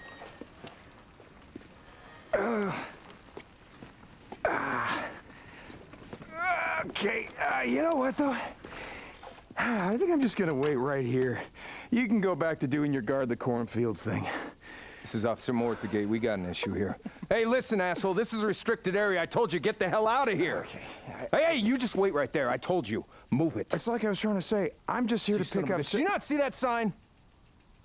Oh, look at that. That's kind of hard to miss. I'm authorized to use deadly force. Yeah, thank you. I can read. You stupid son of a... Hey, whoa, what's going on? I'm sorry, Miss Whitaker. It's fine, do you Jim. know this asshole? Yeah, he's with me. He's with me. Sorry, ma'am. I didn't know that... It's fine. Honestly, I apologize. Shh. Oh, and Jim! Deacon. I'm not with her. She's with me. Hold on tight. Much like Ricky and Addie, Deacon shows Sarah how to ride the bike. And par for the course, they almost get hit by a truck along the way. After sharing a heartfelt moment about how much they'd sacrifice for each other and how grateful they are for what they already have, when they go back, a police car suddenly races past them and towards Sarah's lab. Something's happened, though it's never made clear as to what. Sarah brushes it off, saying it's probably nothing, and heads inside. Back in the present, that memory sparks an idea in Deacon's mind. So, Deacon radios O'Brien, reminding him of what he said, that on the night that the camp was overrun, N.E.R.O only evacuated their own people and anybody with a federal clearance. Deke tells him to check again for Sarah because she did have federal clearance. The two do their vernacular dance and O'Brien concedes. Meeting up with him later that night, I don't know how he sees out of that dark helmet, OB hands him Sarah's ID badge, telling him, that she did make it out alive. She traveled to Fort Rock. It's just Fort Rock was raided by a local militia group. However, their current location is somewhere called Crater Lake. Deacon demands to be taken there with their heli, but OB's like, no, they have anti-aircraft artillery. They're going to shoot us down immediately once they see us. This means that Deacon has to go over there by himself. But O'Brien tells him one more thing before he does. The Freakers are rapidly evolving, and things are about to get much worse. Pressing forward, Deacon is planning to go to Crater Lake, but he doesn't exactly know how to get through one of the passes. He doesn't know how to get over the mountain. But Mike knows a way. After everything you've done. After everything, what about what you've done, old man? Huh? Sherman's camp, the things that you get out of here. Listen to me. What if you could take it all back, huh? What if you could fix it? The night that I put Sarah on a chopper, I felt relieved.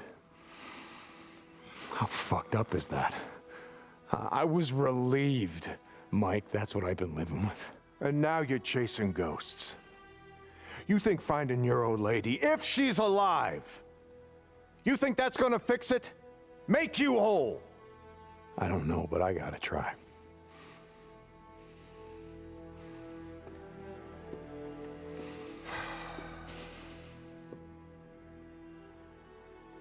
All right. If I do this, what you want, show you the way over the pass, you don't come back. All right? You promise me you don't come back. I got you.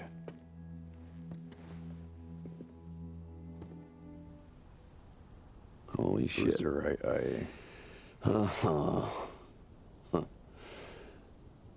Last winter, we were up on Farewell Ridge. We're watching the freaks.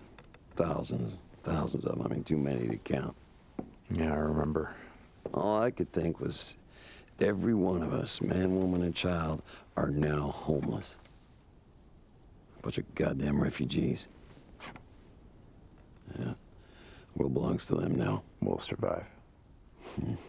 Yeah, we've been doing that all right. Surviving isn't living.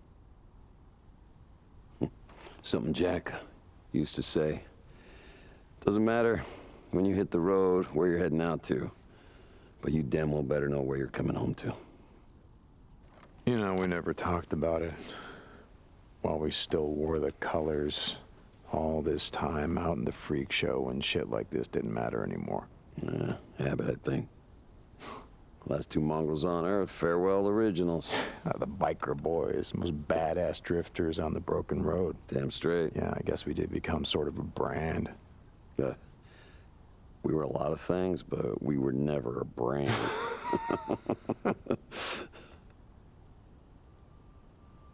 When we rode out of Farewell, without Sarah, without Jack, or anyone, I knew that we were leaving everything behind. Everything that mattered was gone. I said this.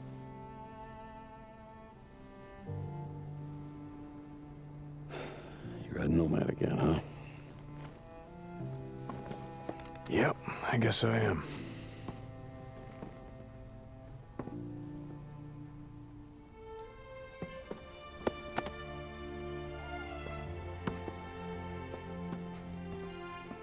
Come on, Jack. Inside, let's go. If she's out there, you'll find her.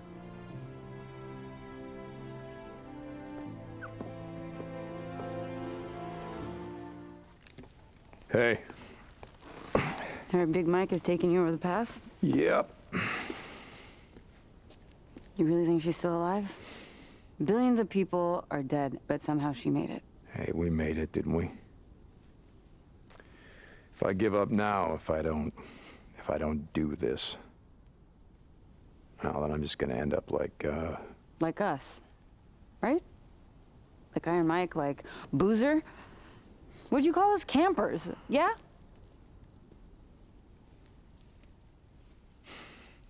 You go, and you find your woman.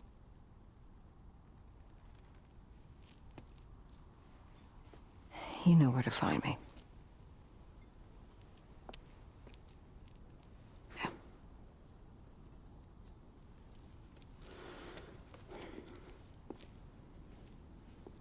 And you know what? You know what I think, Deacon? I think that you're afraid to be here. You're afraid to be a part of something. We need you here, and that scares the hell out of you.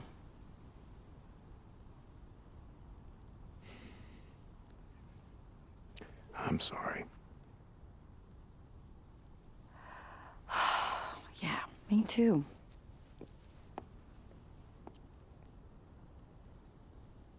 Linking up with Metal Mikhail, he takes us to the pass and wishes us the best. But right before he goes, he asks Deacon, "What good is your wife being alive if everybody else is dead?"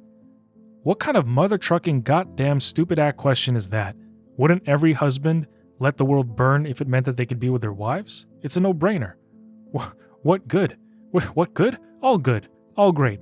Like, Mike, let's be real. Would you choose the world over your wife, Elizabeth? Anyways, look at this photograph. Every time I do it makes me laugh. Manifesting finding Sarah, Deke makes his way to Diamond Lake Valley, but he hears gunshots, so he follows the sound to find an infected bear attacking two guys who have climbed on top of the roof for safety. Deacon shoots it until it dies bouncing off of the snow, and the two come down to introduce themselves. However, one starts asking way too many questions, like, how many walkers have you killed? How many people have you killed? Why? but the other guy's like, dude, he just saved our lives, lay off. He offers us a bunk and food over at one of their nearby forward operating bases. At the camp gate, we meet Captain Curry. Deke introduces himself and shakes his hand, but when he looks down, he sees his wife's ring on Curry's finger. Deacon starts to simmer, but he controls himself and asks if he can join the militia. Curry tells him if he proves that he's good enough, he can join. Deacon just knows that Sarah's alive. How else would the captain have his ring? Looking around, trying to find any information we can, we meet somebody who looks like they're on something. Hey, you don't look very militia to me. Nah, man, name's Wade. Wade Taylor. You can call me Wade. Deacon St. John. Holy shit. Deacon St. John. Is your old man a preacher or something? No. Man, that is a hell of a name. All right, listen. You see this, man? This is some crazy shit. Yeah. Whew. So what, you joining up, becoming an army man? You playing soldier and shit? I don't know. Maybe. Listen, you look like you just came in from out the shit, right? Yeah, man, yesterday. Okay, I've been waiting to see the colonel, whatever the hell that is. Traveling with some people, we got separated. You see anyone that looked like this around here? Nah, man. Ooh, she is a looker. I'd hit that, you know. I gotta go, man. They're checking me for lice or some shit. Good luck to you, Deacon St. John. Jesus, what a name. Jesus, that dude's fucked up. He wouldn't remember Sarah if she slapped him in the face. Deke then joins Curry on a ride. Along the way, Curry talks about how his group, the militia, is building an army to fight the war against the Hordes, but also that something they do is burn everything around to the ground.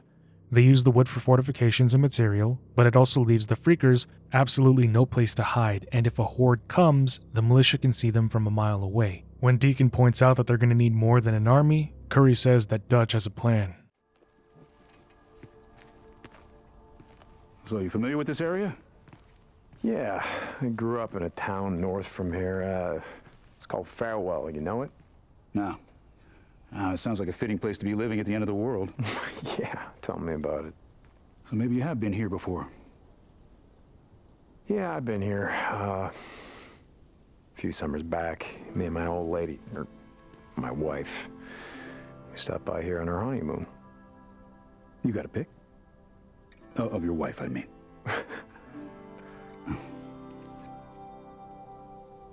Her name was Carrie. We were married 12 years when... Anyway, it was a long time ago.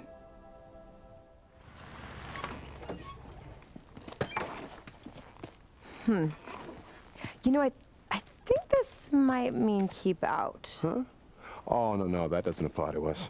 Why, because we can't read? Because we don't obey the law. Speak for yourself. After you.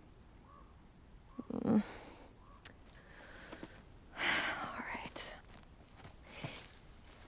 You know, making me a co-conspirator, not very chivalrous. Sure, for what? No, it means, right. I never learn. I want to show you something, okay? See? This is why I brought you out here.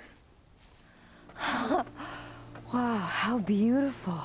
Was it worth it? God, yes. Hey, there's something I've been meaning to ask you. Yeah? Deacon? Will you... Will I? Will you,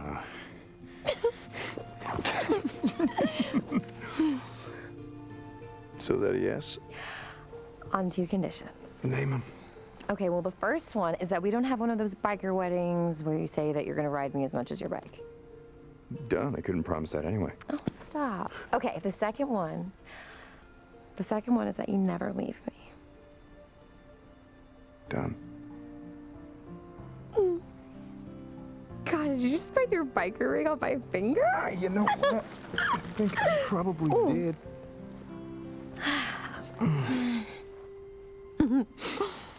Look at it. It's so cute with this little thing. It's just like clenching onto the chain. You know, nothing says true love like Dog skulls. dog skulls. Hey, what does it say there? Oh, I'm sorry. I thought you knew Latin. Come on. No, it's Morior Invictus. Means death before defeat. Wow, I like that. Well, you're gonna get me like a real ring, though, right? No, that this one's not absolutely, great. because I just thought that's my ring. You can right, keep it's your that. ring. Right. Something more simple, without fangs. Okay. All right. Shit, I'm sorry. No, it's all right. It's the lab. I gotta get it. Okay. Hello? Yeah. No, it's fine. I'll be right there. Okay, bye. Is everything okay? I don't know. They need me back there. I gotta go. This minute, like at this time of night? I'm sorry. I have to go, but I promise I'll make it up to you. Okay. Come on. My wife's name was Beth. No, I don't have a pick. Let's go. Deke lies about Sarah's name and about not having a picture. Whether Corey senses he's withholding the truth or not, he respects it enough to not press further. Instead, the two head down into the Crater Lake encampment. Arriving, Deacon immediately notices how serious they are about building an army, but also notes how forceful they are when he sees one of the soldiers shoving a woman. Curry says that those unfit to serve go to one of their labor camps, calling it extra motivation. Deacon stands on a platform with two others, Taylor, again, and a woman named Crystal. A soldier takes all their personal effects from them, but somehow misses Deacon's radio, and that is when the leader of the militia strides up. Goddamn bullshit. Tin hot!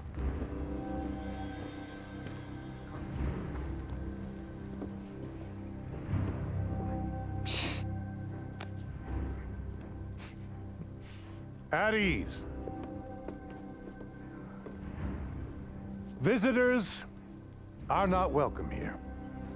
You are here because you were invited, recruited by my trusted officers. When you answer me, start by giving me your name, last name first.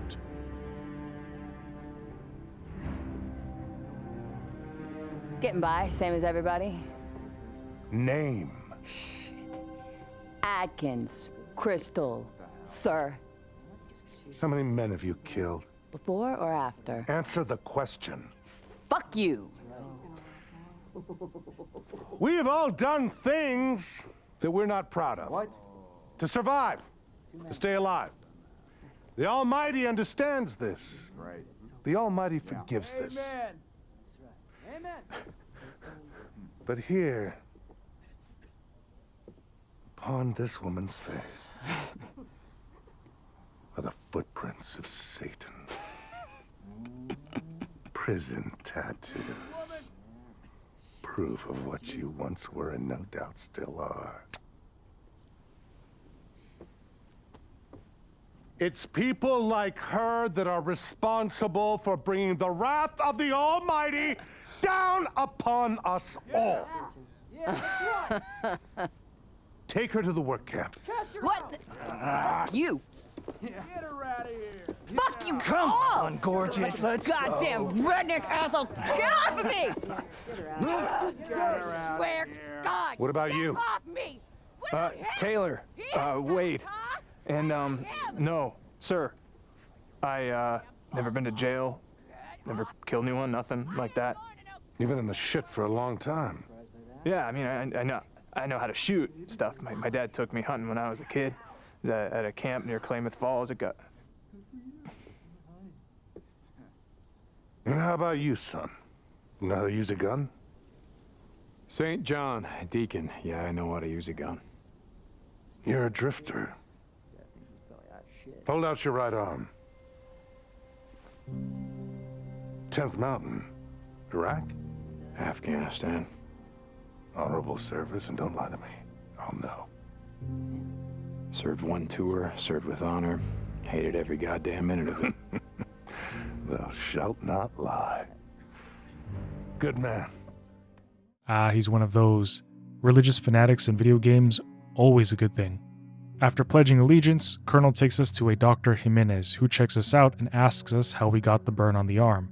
Deacon tells him that he got burned on a wood stove, but you can just tell that Jimenez knows he's lying when he asks who dressed the wound. But the good doctor doesn't rat, and he tells Garrett he's good to frickin' go, and that he will do well. However, when he asks if Deke is going to be out in the field doing runs, Colonel interrupts and goes, "Ya tiene novia." I mean, he tried. Got the message across. Deacon's gonna be doing runs for somebody else. Jimenez asks if it's somebody named the Wizard Island Witch. Wonder why they call her that. Next, Garrett talks about the vision that he has for this place, which he calls the Ark. He asks if we know about Noah's Ark and says that we would be surprised at how few people have read the Bible or the Book of Revelations. At this, Deacon corrects him, pointing out that Noah's story isn't from the Book of Revelations, but from the last book of the New Testament, chapters 6 through 9 from the Book of Genesis. Got the Colonel sweating. He's like, "Oh, yes, of course." But continuing on about his vision for this place, Garrett says that he's going to fill up this entire network of caves and tunnels which spiral all the way up to the top with the last remnants of humanity, just like the Ark. And when talking about how they're going to fight the Horde, he takes us to Weaver, a chemist. He is trying to create a chemical weapon strong enough to fight the Freakers, and right now he's working with napalm. Garrett says if he needs anything from out in the shit, to requisition it with Deacon. And on the way out, Weaver asks if we're going to see the witch, which we do. And she is working on something else to win the war against the Freaks. Does this look like fabric softener? No, ma'am.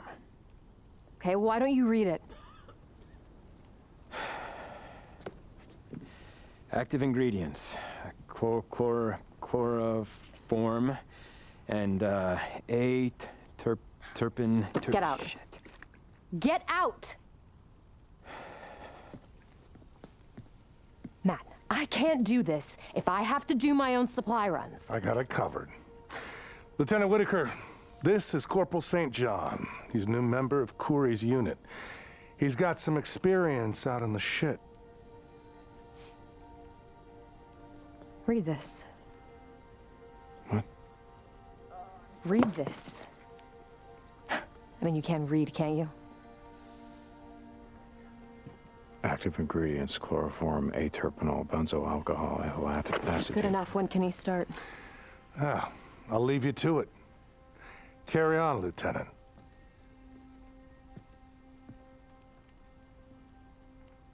Leave us.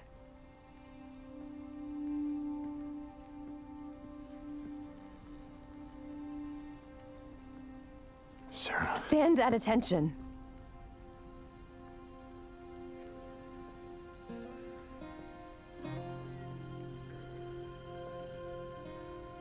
Sarah, Don't.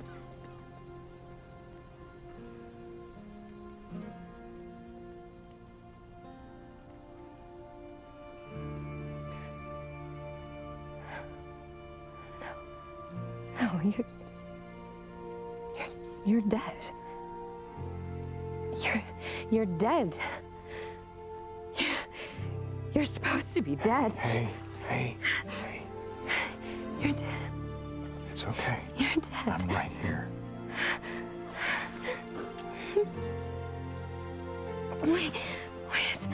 Wait a second. I don't understand. I couldn't find you. You had died, and No, we were overrun, and we had to go south. N.E.R.O, they said that no one made it out. Farewell was overrun. They said that everybody was dead. And I didn't think that I never thought I would see you again.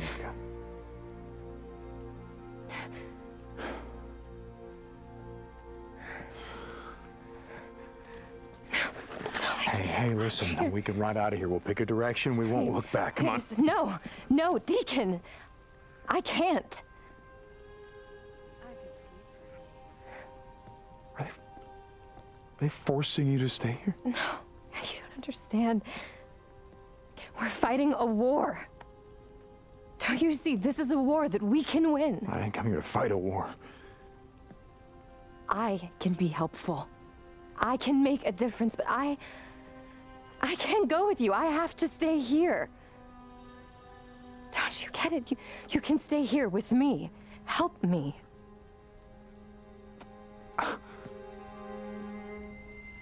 Look, afterwards, whatever you say, we can go wherever you want. Colonel's looking for you. Whatever you say, ma'am. Wait a second. Your requisition form. Thank you, soldier.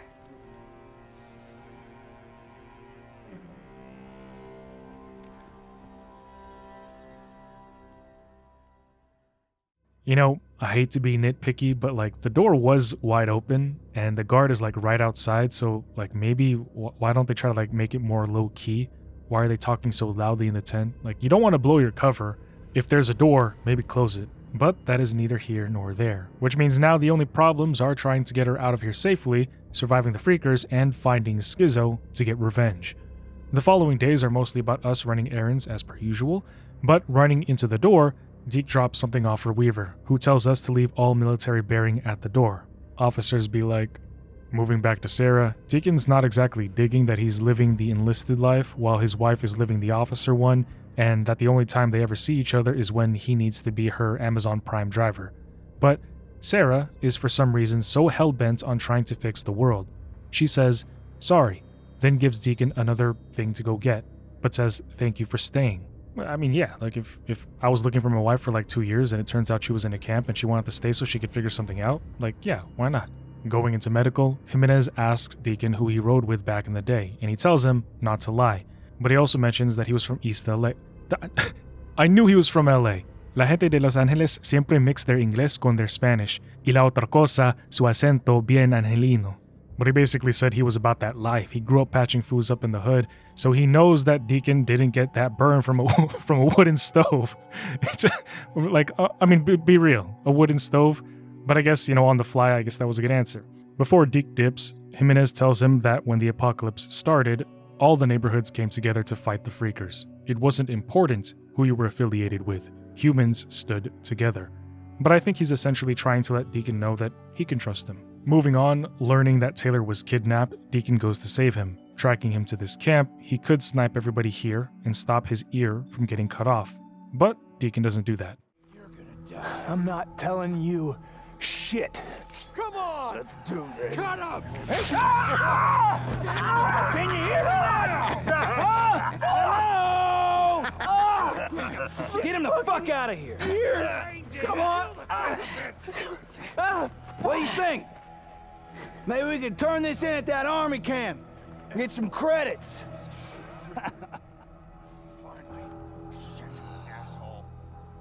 Jesus Christ. Come on, Taylor. Hang in there.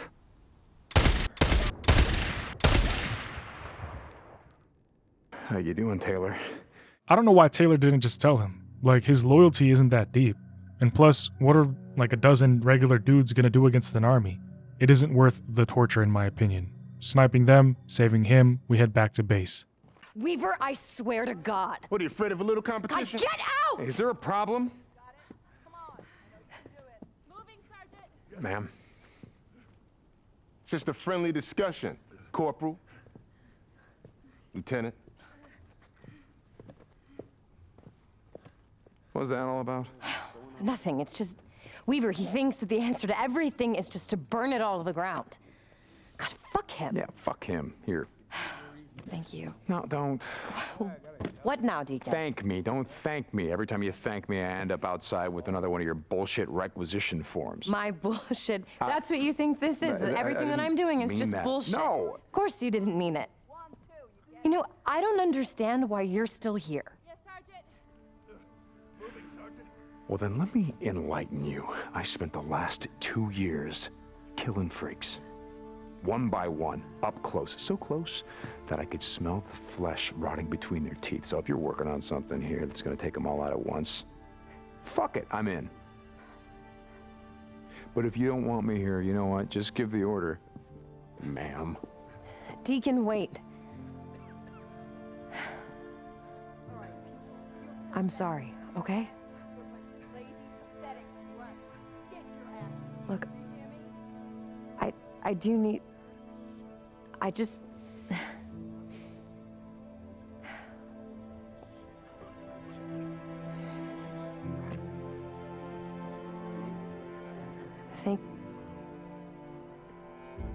I appreciate your help. The next day, or something like that, Deacon delivers another request to Weaver, who then asks how things are going with Sarah. Let me get a piece. Okay. It's good. So how are things going with Lieutenant Whitaker? How do you mean?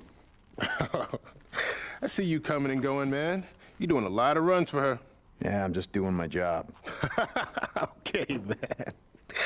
Yeah, I tried to hit that once when I first got here. Is that right? Oh, yeah, dude. I mean, that lady's got a fine ass. I'm an ass man. I can't help myself. Yeah. How'd that work out for you? Well, not too good. I mean, she threw me down on the ground, tried to break my goddamn arm. Listen up. You need to watch yourself with her. That lady's intense. Yeah, I'm gonna keep that in mind. You need anything else? No, but grab these and follow me. This is what Weaver has been working on. Yes! That, my friend, is a napalm Molotov, and that is how we're gonna win this war. Once I fine-tune the formula, that shit's gonna burn hotter than an acetylene torch. Know how hot that is? Yeah, I got a pretty good idea. I worked in an auto shop. Do you need anything else? Nah, man, I'm good. So goddamn close. Kaboom! Gonna blow up and burn, son! Taking it to their asses! Sliding over to Wifey, she decides to join us on the next run. Hopping onto his bike, she kinda stops a bit, and I can only ascertain that this is because it's been a hot minute since they've seen each other, much less been alone together for realsies. The moment is too surreal for her, but the two of them needed this. On the ride out, she explains that the reason she's looking for all of these things is because she's looking for a cure to isolate and kill the virus inside of all the freakers. I mean, how did you get out? Well, we almost didn't. After the feds pulled out, anyone still alive started putting up roadblocks of their own, and they started shooting people on sight. We somehow made it to that refugee camp where we thought that you were going to be waiting, but like I said, it was gone. So we tried a few others, same story. No survivors, everything overrun. So within a week, the whole damn valley was a war zone. People were killing each other over scraps of food, sometimes killing each other for no reason at all. If Boozer and I hadn't stuck together, I don't think we would have made it. Wait, Boozer? He's alive? Where is he? What happened to him? Yes, he's alive, but he's at a camp up north. He can't ride anymore because he lost his arm. But he is alive. I'm so glad he's alive. I'm really sorry. I should have asked you about him sooner. Don't worry about it. But that night in Farewell, my mongrel's ring, do you still have it? Deacon, I'm sorry. It's the Colonel's policy. They confiscate all jewelry when you come into the camp. They melt down the gold and silver to use in Weaver's project or whatever the hell. I forgot all about it. I'm really sorry. No, don't worry about it. I don't know, I was just thinking out loud. It doesn't matter. They reach an abandoned school, and Deke boosts her into a window. She's going to try to find a way to let Deacon in, but that's when she gets ambushed. Gunfire goes off, Deacon begins to panic, worried for his wife. He should have just pushed that car into the window since he's been doing that for like the past 20-something hours that we've been playing this game so far. Better late than never, but never late is better.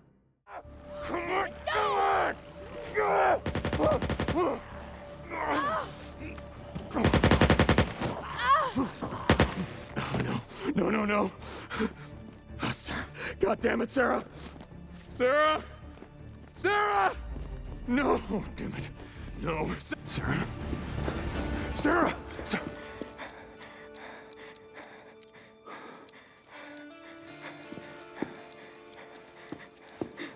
Hey. God, oh my God, there's so many of them. They just kept coming. It's okay. You're okay.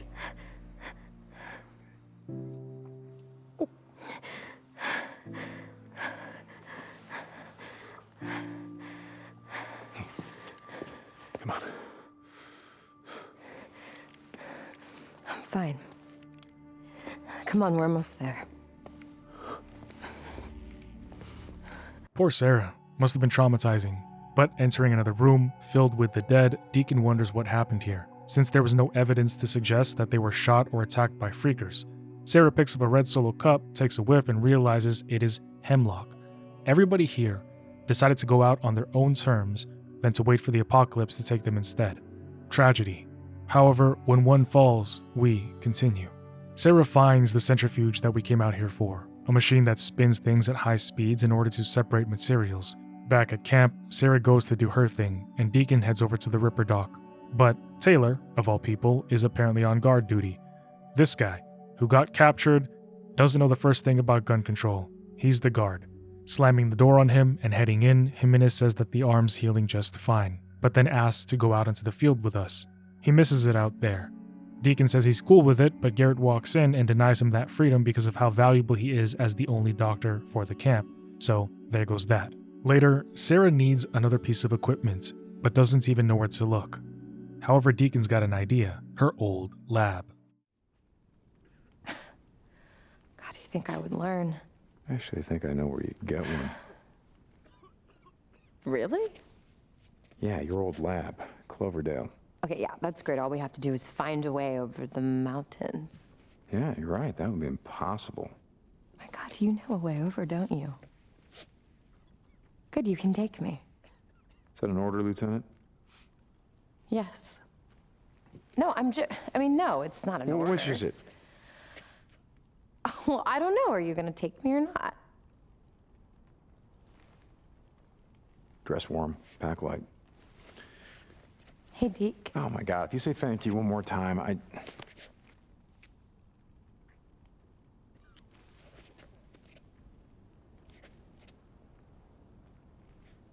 Let me know when you're ready to go.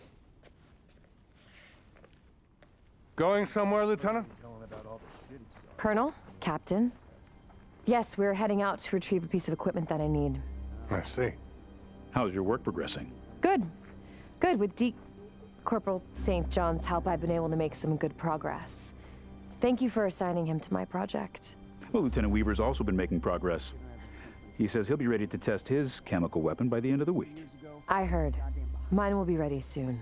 You realize you are more valuable than any piece of equipment. Equipment can be replaced. You cannot. I've been in this ship before, Matt. You know that I can handle myself. Carry on, Lieutenant. Corporal. I'd like to see Weaver's equipment right now. I'd like to see what he's doing. I'd like to check on his status.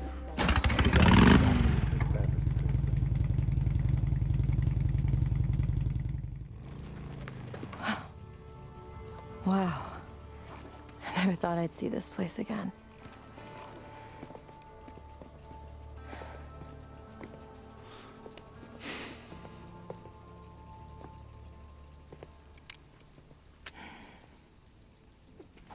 Okay, all right, the power's still on. Arriving in Cloverdale, Deacon is surprised that the place still has power, noting the electrical fence. Sarah tells him that there are solar panels here, which is good news. Using her hand to scan them in, we learn that it's been 751 days gone since her last visit. Inside is unreal. Fresh cornfields, watered by automated sprinklers. It is heaven. Food, water, power, protection, but then they get attacked by giant infected crows. Rushing into a car to wait it out, and then eventually stepping out, they start to see bodies. Ex-employees who were all gunned down as they were trying to leave. Advancing forward, Deke notices a working camera. Someone is watching them. Somebody's already home. Once inside, we start to get shot at. Blowing them up, we find out that it's Jim, the security guard prick from before, who was behind everything here. Don't shoot him! We need him alive! Oh, goddammit, I said hands! All right, just tell me what you want. Okay, all right. He's clean! We were just defending ourselves. Get down there. All the dead people outside, Jim. You know, the ones you shot in the head? I don't know what you're talking about. I mean, what was it, huh? What were they trying to do? Get home to their families, maybe bring them back here? But you didn't want that, did you? We just couldn't take the risk.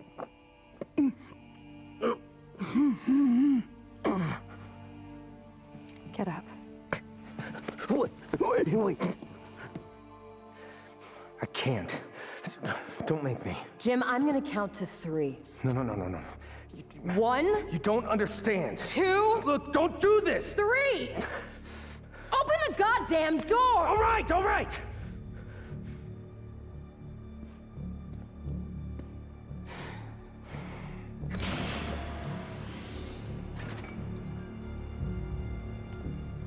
I hope you know what you're doing. Thank you, Jim. Yes, we know what we're doing. You don't have to do this. Let me go. I'm sorry. We just can't take the risk.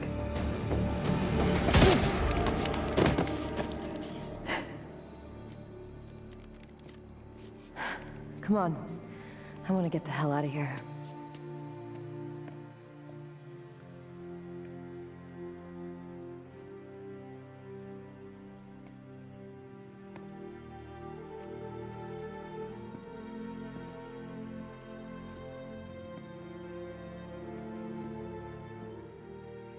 It's all true. I didn't want to believe it. What are you talking about? God, this is my fault. I don't understand. I should have seen it when it first went in. I mean, we used to grow wild ginger and grapefruit here. And then all of this changed. They sealed everything off. They took away my clearance. God, David kept telling me. He kept telling me that something was wrong. Okay. Who's David? David Gorman, he was this research intern. You know what I said? I told him that we're a farm and we're high tech and all that shit, and that there are billions of dollars at stake, and to just leave it alone. And he didn't listen. He hacked the system, he got behind the firewall, he told me that this was some sort of classified project or something. I don't know. Classified project. Just slow down and... He wanted to be the next Edward Snowden.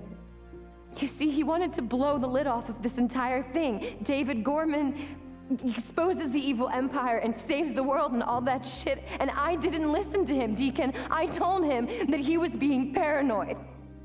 And he must have broken in here and then gotten some sample of whatever the hell they were cooking in here. Well, I don't understand. What do you mean? I pieced it together myself a little while later. The night that I was stabbed, I went to the Cloverdale office in Farewell, and I went to go try and find David, but he was already gone. He'd been gone for 2 weeks. There was this big green expo in Portland. He must have gone to see a reporter. He was probably infected and he didn't even know it yet. Oh my God. And 2 days later, everybody at that conference was infected, and then they all got on planes and they went home. And a week later, 2.5 billion people were dead. Sarah, this couldn't be your fault. I mean, you couldn't have stopped them. You How don't could you have stopped understand. It's the research. My research was a part of this. Deacon, I was a part of this. They used me.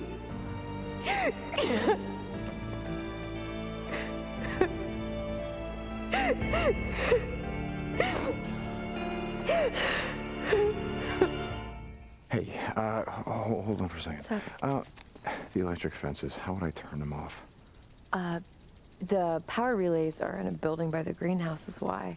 Okay, it's just that there's a lot of food here, and I was thinking about radioing Boozer, letting him and Ricky know, letting Lost Lake Camp know. Do you think you could load that up? Yeah, sure. Okay, I'm gonna be right there. Okay. Damn. So she really started the apocalypse. I mean, granted, I wouldn't say like it's her fault because she was doing something else and her work was just weaponized, but everything we speculated since the start was true. The virus was made in a lab under the umbrella of a pharmaceutical company. Eh? Anybody else get that? You know? Whatever resident here was evil. Weaponizing her. Anyway, the two head out and Deacon wants to shut off the fences to notify Lost Lake about this place. Now, because I was stuck on this poorly designed section of trying to fight an infinite amount of crows. Like, I didn't know. It didn't register with me that I had to take out the nest. I thought I could just find the door, find the way in, and then, get in and get out. But that's not the case. You have to take care of the nest, and then the game lets you continue forward. Bad design. But if you peeped it, when Deacon was talking to Sarah about wanting to turn off the electrical fence, there was no snow, it was sunny, it was fine. And now, a whole ass season has passed. It's snowing now. Anyways, Big D radios Big B. Broheim is happy to hear his voice, informing him that his sister is actually still alive. Boozer is happy to hear this, but he wants to know when they're coming back. But Deacon says they're not coming back yet. For now, Lost Lake just needs to know about the lab, and we need to get back to Sarah, who's been waiting for us by the bike since last season. So, they get moving. Unfortunately, they can't get too far since winter has come. They find shelter in an abandoned house, and they spend the night together.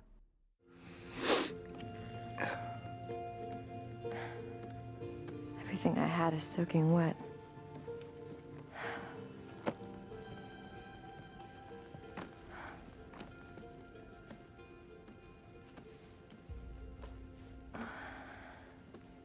Excuse me.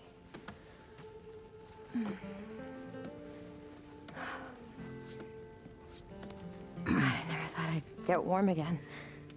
Yeah.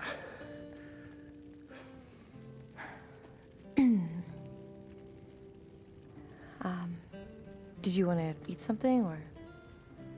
Yeah. Yeah, okay. Yeah. God, I'm not even hungry. Yeah, neither am I.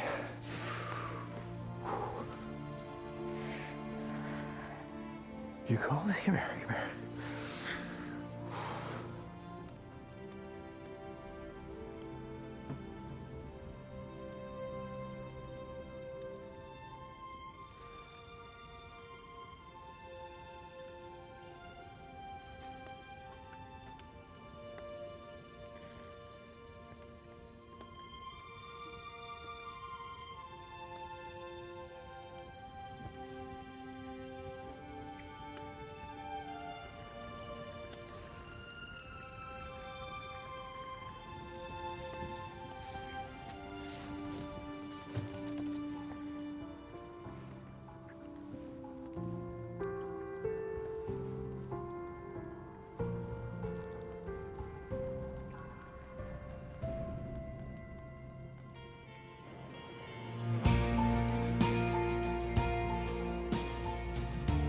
Man, 2 years. Long time. Well, at least Deacon had Boozer. Bros for life. Returning to camp, there's more bad news. Apparently, somebody murdered the good doctor and took all the narcotics in the camp. Also, Taylor is missing. Deke mentions that Taylor was a drug addict. Finding him over at a ski lodge, he's ashamed of what he did, stating that it was an accident. He was trying to steal the drugs, but didn't expect the doc to be there. In a panic, he murdered him. Afraid to face justice, not wanting to be hanged, he begs Deacon to be the one to show him mercy. And he does, by giving him an overdose of the very thing he killed an innocent and useful man over. Curry shows up just in time to see him dead. They take his body along with all the other bodies that Deacon killed to reach Tay-Tay, and they burn them together. It's the last bit of human decency that you can give, friend or foe. Don't leave them for the freakers. Returning to the biolab, Sarah has a unique request this time. She wants Deacon to catch a live freaker and bring it back, so he does it. But on his way back in, Curry, noticing that he and Sarah are more than friends for sure, advises him to keep it in his pants. But pressing along, we bring Sarah her live freaker. So much for your tranquilizer. Yeah, well, their biology's kind of fucked right now. What do you want me to do? I can't get the right dosage. Here, hold on. Got it. This is what I've been working on. How long? Hold on, just a few seconds. Hold on.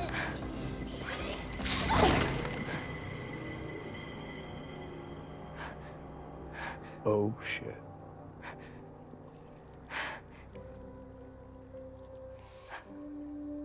Holy shit.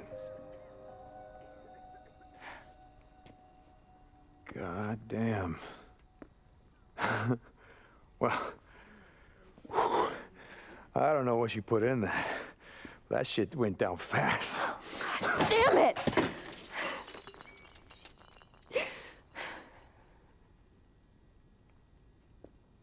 But you're not making a bioweapon. You're. Oh my God! Are you trying to cure it?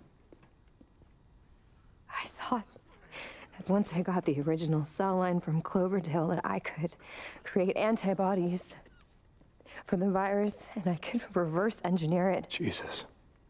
And now all of that work, everything that I have worked on is for nothing. I can't save them. Nothing's gonna be able to change them back.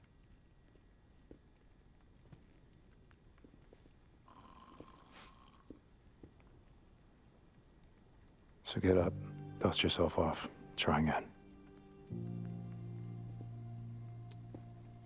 Were you not seeing what just happened? Every cell in that kid's body just exploded. That's exactly why you can't quit. What? Because you called it a kid. Do you have any idea how many of these things that I've killed? And it never once occurred to me, you know what, that used to be someone's kid. You know, I met this girl once, and she used to talk about the freakers the same way you do. She used to call them sick people. I thought that was crazy, but she looks at them the same way that you do. So you think I'm crazy? No, no. I think you're the first sane person I've seen in 2 years.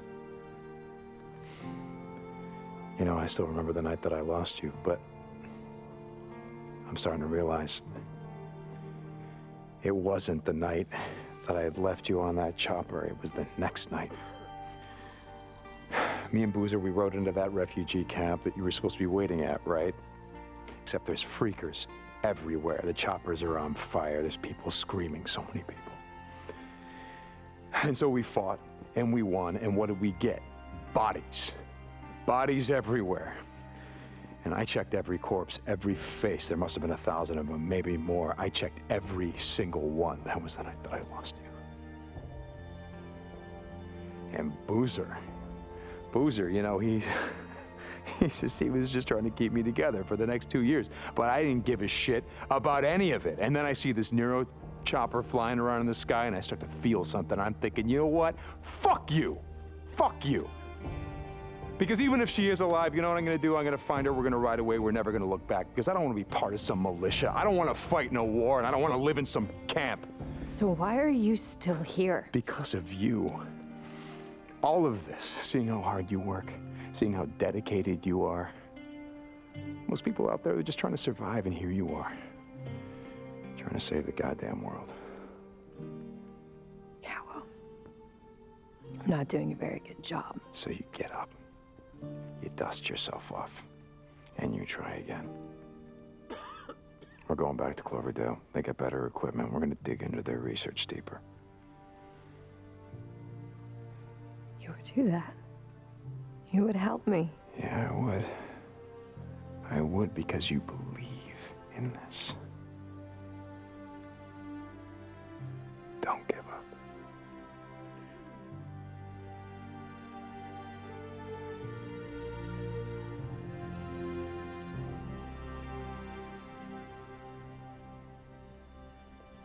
We'll ride north. Yeah, we'll ride north. We'll tell them that we're going on a supply run. Yeah, but we're not coming back. No, we're gonna go AWOL.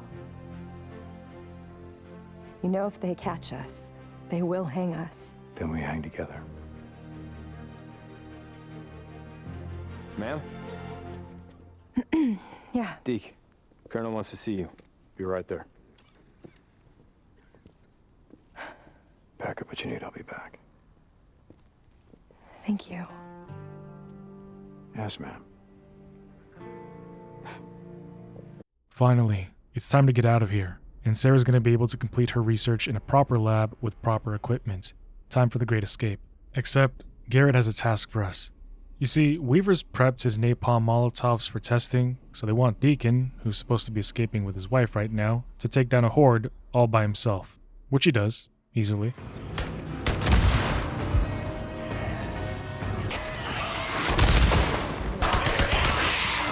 Hurry, please!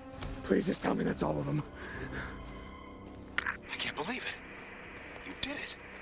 You wiped out an entire horde. Yeah, no problem. No problem. Sarah, are you there? Lieutenant Whitaker, this is Corporal St. John reporting in. Come back. Oh, where the hell are you? Captain, I just tried to check in with Lieutenant Whitaker and she's not answering. Couldn't wait to tell her the good news? Yeah, she'll be thrilled. I bet. You'll see her soon enough. Don't radio Lieutenant Weaver. I want to tell him the news in person. Deacon regroups with Curry, who congratulates him on a job well done. They return to camp to tell Weaver the good news, and Deacon excuses himself to go see Sarah because they're supposed to be escaping right now. But when he gets to her lab, it's being cleaned out, and the Colonel is right there. Did he find out that we were going to try and leave? Because Sarah's been moved down into the ARC's underground lab, and she's not allowed to leave. A guard has been posted to keep an eye on her at all times, meaning trying to leave just got 8 times harder.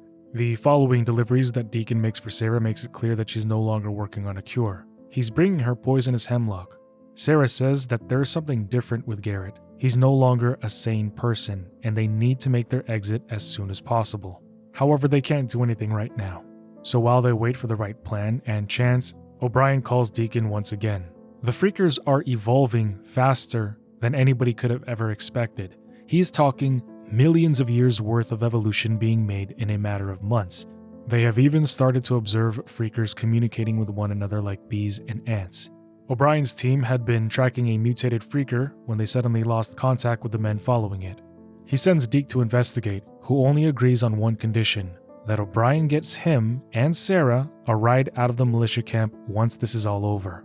Inside of a dark cave, Deke uncovers more about the virus. Anybody exposed has almost no chance of survival. Moreover, children under 12 didn't survive because their immune systems were too weak, and for those over 60, their bodies couldn't keep up with the rapid mutations. But the Freaker he's tracking right now has already gone through over a dozen mutations, a sign of how quickly the virus keeps evolving at a dangerously exponential rate. However, unfortunately for that mutated Freaker, he's about to meet Deacon.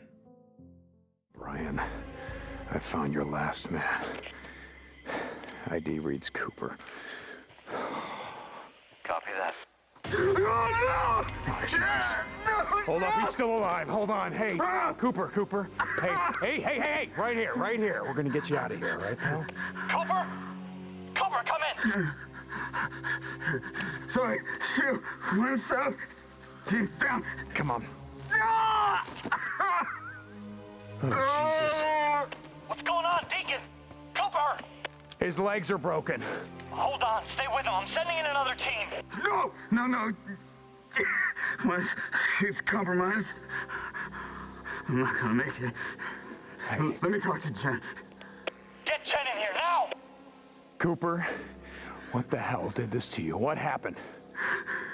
It was so fast. Didn't see it coming.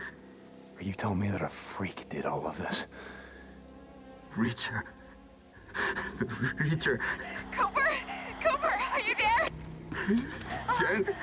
I'm here. I can hear you. I can't believe it. I thought I'd never hear your voice. Listen to me. We're gonna get you out of there. Do you hear me? Jen. I'm so glad. Here.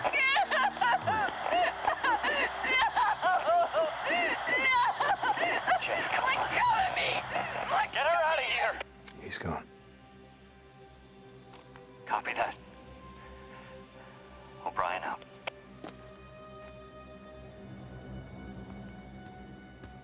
Reacher.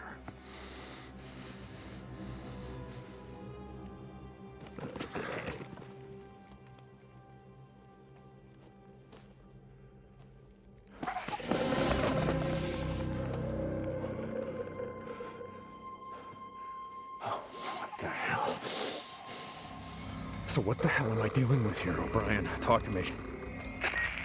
The guys at the lab nicknamed it the Reacher. Reacher? What is it? It's got long arms, claws, what?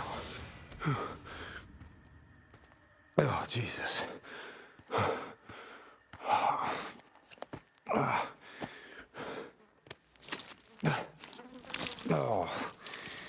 I hope this was worth it, O'Brien. O'Brien, I got your samples. O'Brien. 4 men died for this shit. Hope it was worth it. Jesus, listen to you. Those are my men. I don't need you or anyone else telling me. Fly around in your helo well above the shit, and you crawl back into what? Cozy underground bunker or whatever the fuck? You have no idea what it's like out here. I don't have to What it listen takes to to this shit. survive. Oh, you know, those men, Cooper, the others, they had no idea what they were walking into, but you did. Didn't you? Huh? Didn't you? Radio me when you and your old lady are ready to be lifted out. Maybe this time you'll get on the chopper with her. Back at camp, Garrett has gone full mental. Biblical references, talking about baptizing the world in fire. Deke's reminded that they need to get the fudge out of there. So Deacon calls O'Brien and tells him to get ready. But first, he has to disable the RPG outposts that surround the Ark Fortress. RPG's down, time to get back to Sarah. Crushing the guard's throat who was bad-mouthing his wife, Deacon takes Sarah to the top of the Ark. But that is when somebody unexpected happens. We're just about to go down into the Ark. You should join us. Gentlemen, Colonel... this is Lieutenant Whitaker.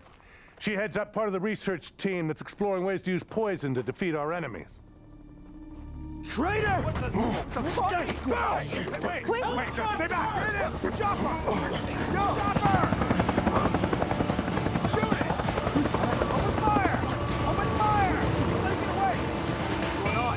Help!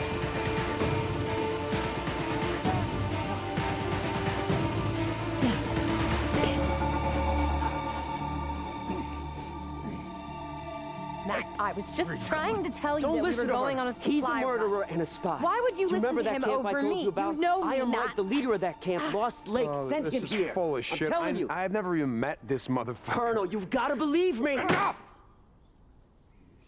All right. I'm listening. I am telling you, he is a spy. Matt, this guy's crazy. You've never seen him before. Lieutenant, He comes out of nowhere and you're gonna believe What's him? that camp you're saying I'm from? You think Lost I'm lying? what the Is fuck? that it? I'm not lying. Have him show us your back. Huh? Show us your back. Enough! That's my last warning. Now we will get to the truth of this matter. Thou shalt not bear false witness against thy neighbor. Captain Curry, I forget, is that the 8th or the 9th commandment? I don't rightly recall, sir.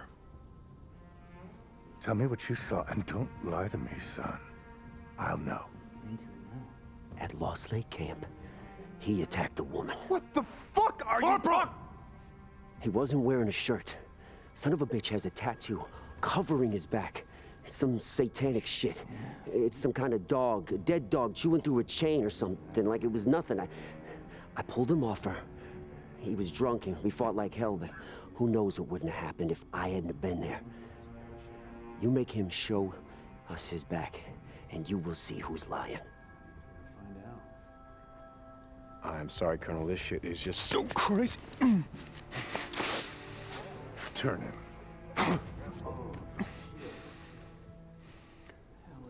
You wear the image of Cerberus, the Hound of Hades. How fitting that you were discovered ascending from the underworld. But you are not Cerberus, are you?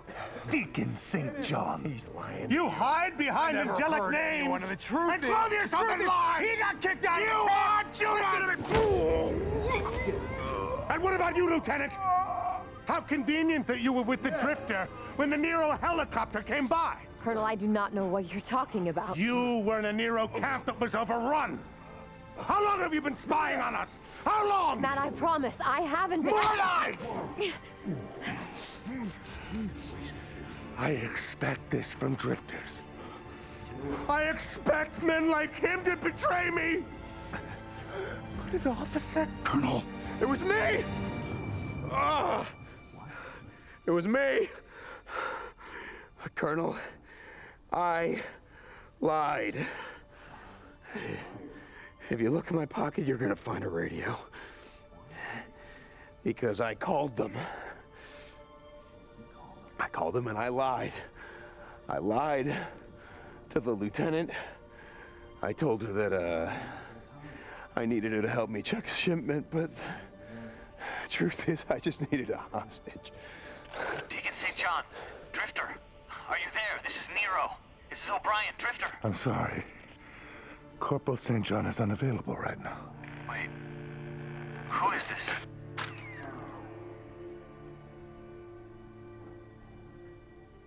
Sometimes, in the search for truth, the blood of innocence is spilled. I'm sorry, my dear.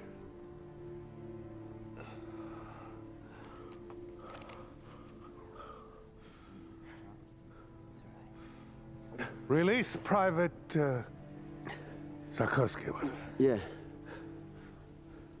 And Curry, take this drifter to lockup. Tomorrow at 0700, he will stand trial, and he will hang. Lieutenant, enough of this. We have work to do. Come. Tell me more about this Lost Lake camp. Yes, sir. Anything you want to know? Lieutenant, please. Come on. Get up. I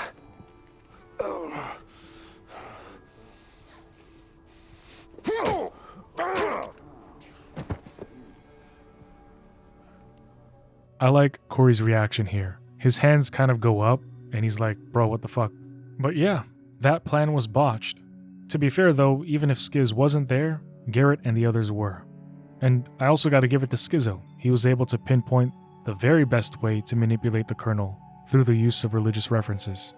Rays of sunshine hit Deacon St. John as he opens his eyes. A free man, outside the camp, not hanging. He's sitting by a fire with Curry in front of him. Like I guessed, Curry had figured everything out, and so now he knows that Deacon's a drifter from the Mongrels MC. The ring that the Colonel took from Sarah was his, and his wife's name wasn't Beth. Curry explains that he is immensely impressed by how far Deacon St. John was willing to go to save his wife. Out of respect, he saved him from hanging. Curry and some other soldiers are leaving the Colonel, saying that Garrett has gone full batshit, and they don't want the heat that comes with being near somebody like that. But Deke's current concern, considering Skizzo's return, is to warn Iron Mike about a war that is coming to him. However, Curry says it's too late. A convoy is already on its way to Lost Lake. So the two pay their respects to one another, and Deacon even says something that anybody who served can relate to. Being in the military sucks absolute donkey dick. But sometimes you serve with the right leadership and the right brotherhood, and it makes the suck shit less. Deacon returns to Lost Lake, however they've already been attacked and there is a major loss. Iron Mike.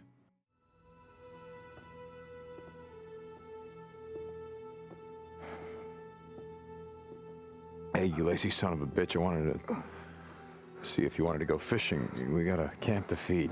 You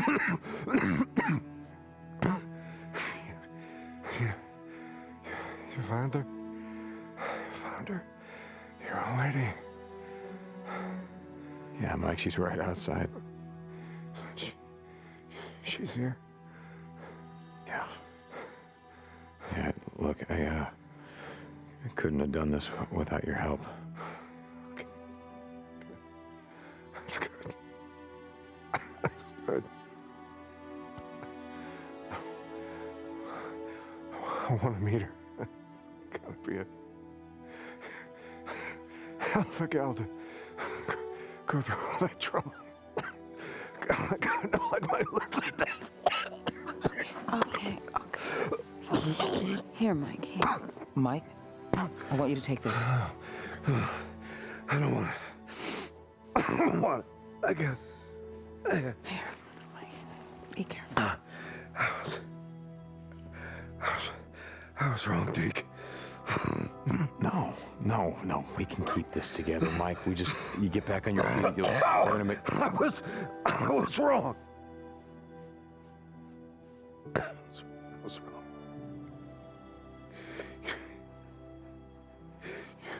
You do what you have to. You keep this camp safe.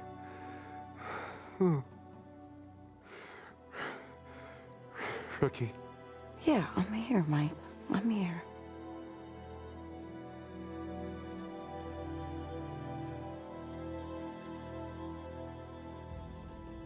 Mike? Mike?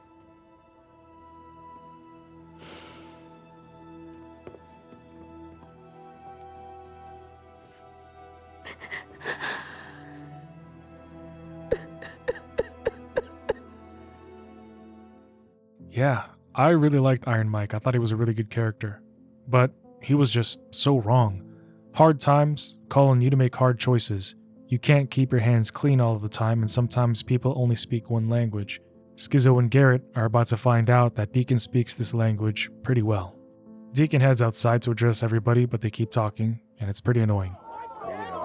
Stop. We tried to stop Skizzo when the militia were pulling out. Iron Mike being Iron Mike. Tried to reason with him, and... Okay. Yeah, shut up! Shut up! This ain't no eulogy. Iron Mike wouldn't want that. We don't have time for this because the men that we killed today, well, there's more where that came from. A lot more. I've been to their camp. I've seen their army. And when they come back here, they're going to slaughter each and every one of them. At least they're going to try. Unless we hit them first. Am I crazy, or is that a lot of talking from a crowd that doesn't look that big, and they don't even physically look that riled up, so it doesn't really match? But they talk the whole time, and you can't even hear Deacon. It's just kind of weird. But Ricky yells at them to shut up, so they slightly get lower. She says that they need to trust Deacon, but he knows that he is basically taking up the role of a leader if he does, which he doesn't want. He's a drifter. So Ricky tells him, fine, then go drift. However, Deke's not trying to leave, he just doesn't want to lead. But there isn't really time for that conversation, so Deacon decides to discuss a plan elsewhere with Boozer and Ricky. The plan is to fill up a dump truck with enough fertilizer to turn it into a giant explosive. They are going to ram it into the Crater Lake gates. But Ricky is not convinced, because what if they kill everybody inside, including Sarah, who is still down in the Arc Lab? But for Deke, he says that the mission is much bigger than saving Sarah now. They're at war, and they need to take the risk. After making preparations, Deke has a final talk with Boozer, who gives him his cutback for one last ride. They both know that the mission's a one-way trip, but at least they get to do it together, as bros. However, they would come to find out that they're not alone, because Ricky and Addie would pull up with more peeps from the camp.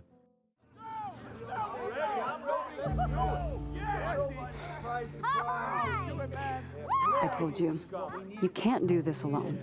This is crazy. Oh, don't worry. They're not doing it for you. They're doing it for him.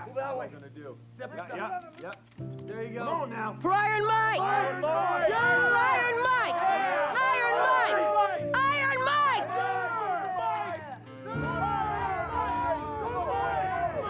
Oh, and I hope you don't mind. I sent word to some of your friends up north. Once word got around that we were fighting back, we couldn't keep them away.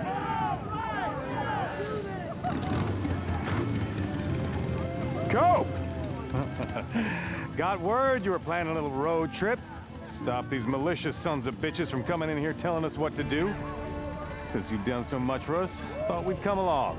We'll be glad to have you. Manny.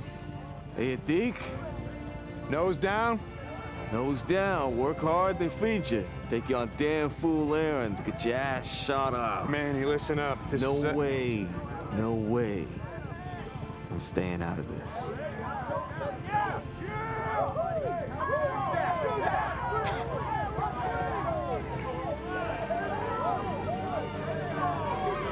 You kidding me? The hot springs? Yep. I sent word to Alki.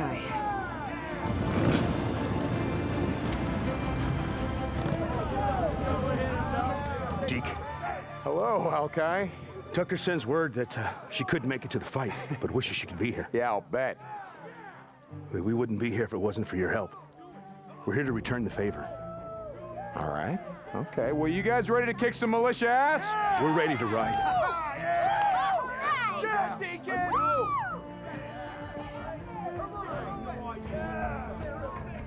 All right, listen up. The plan is simple. Boozer and I are gonna hit the north gate. We're gonna blow it to hell. Now that's gonna pull everyone at the south gate. And what you gotta do is just follow Ricky. I'll be honest, I forgot these guys existed. Like, I saw these dudes ride up and I was like, wait, who are you guys? Especially Alkaline. The truck leads the assault with Boozer driving and Deke on top. The gate is getting closer, so Deke tells Boozer to jump.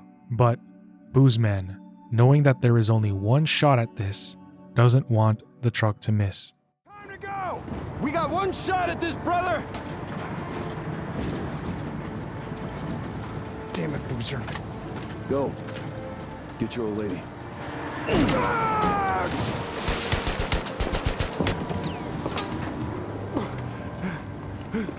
Boozer!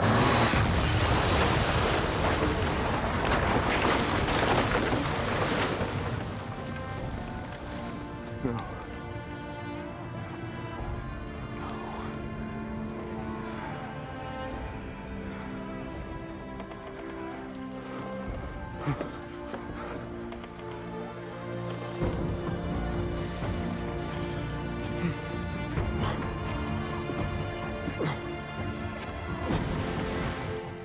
Deacon starts the war to end it. He goes on a murderous rampage, blasting through waves of soldiers. As he makes his way down to the Ark, he finds Skizzo. You know something, Skizzo? There was a time when I would have dragged you out into the shit. And I would have left you to the freaks. But hey. I'm not gonna do that. You wanna know why? Because they would tear you limb from limb. But you know what? They wouldn't enjoy it.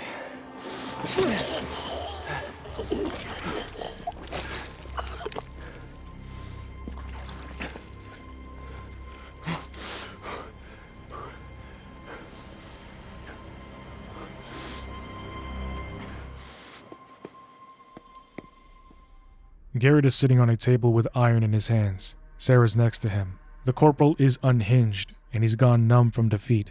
He's no longer listening to reason. When he sees Deacon walk in, he immediately threatens to kill Sarah, telling us to toss the gun and sit. Colonel tells Sarah to pour him some tea, which she does, but she also motions her head no, to not drink the tea. Realize that, of course. When the world was cleansed, it was the only thing that would allow us to rebuild. Everything was here. Protected. Saved by the grace of God. We never did find someone to play the piano, though, did we? It doesn't matter now. When all this is gone, there'll be nobody left to hear the music. You've destroyed us. You destroyed everything we worked for. No, Colonel, you did when you started this holy war. You know, given the choice between you and the freaks, I'm gonna have to go with them, because at least when they kill, they're just looking for a meal, and they don't kill unarmed women. No!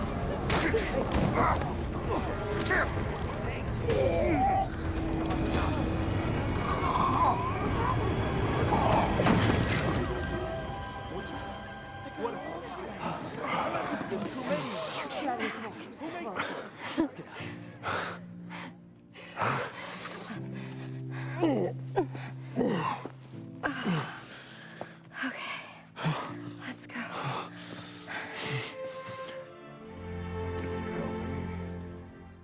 With the Colonel hemlocked, I wonder how long that poison would take to work if you ingest it through tea. Like, how much would you have to consume also? Had she been poisoning him for a long time, or was it just that one sit down? Either way, making it outside, checking in on everybody, Boozer shows up. It turns out he jumped out at the last second. I didn't see him do it, but all that really matters is that Brosidon is still alive. Deacon steps onto a platform with his wife, gazing into her eyes, and everybody around gets quiet. Shit. I That's enough of that. What does it mean that they're all getting quiet? Oh, yeah, they're waiting for you. God, it's your cue. Son of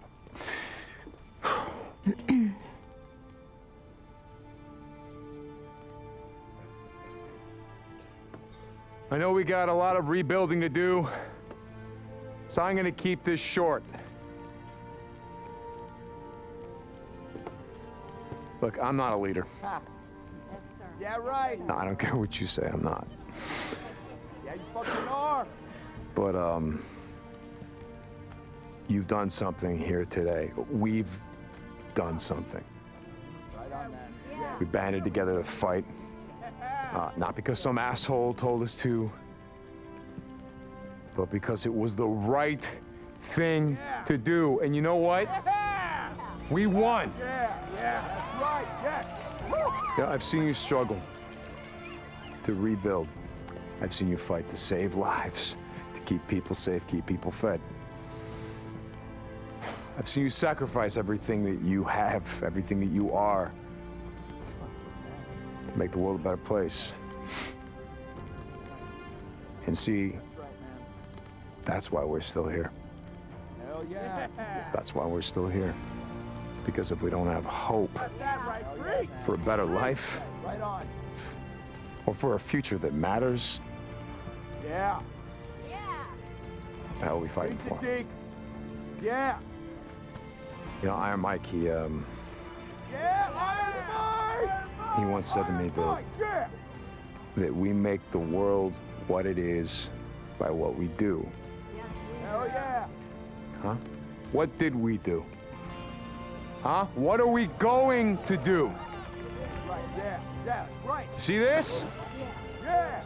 Yeah. Woo! This is the first step.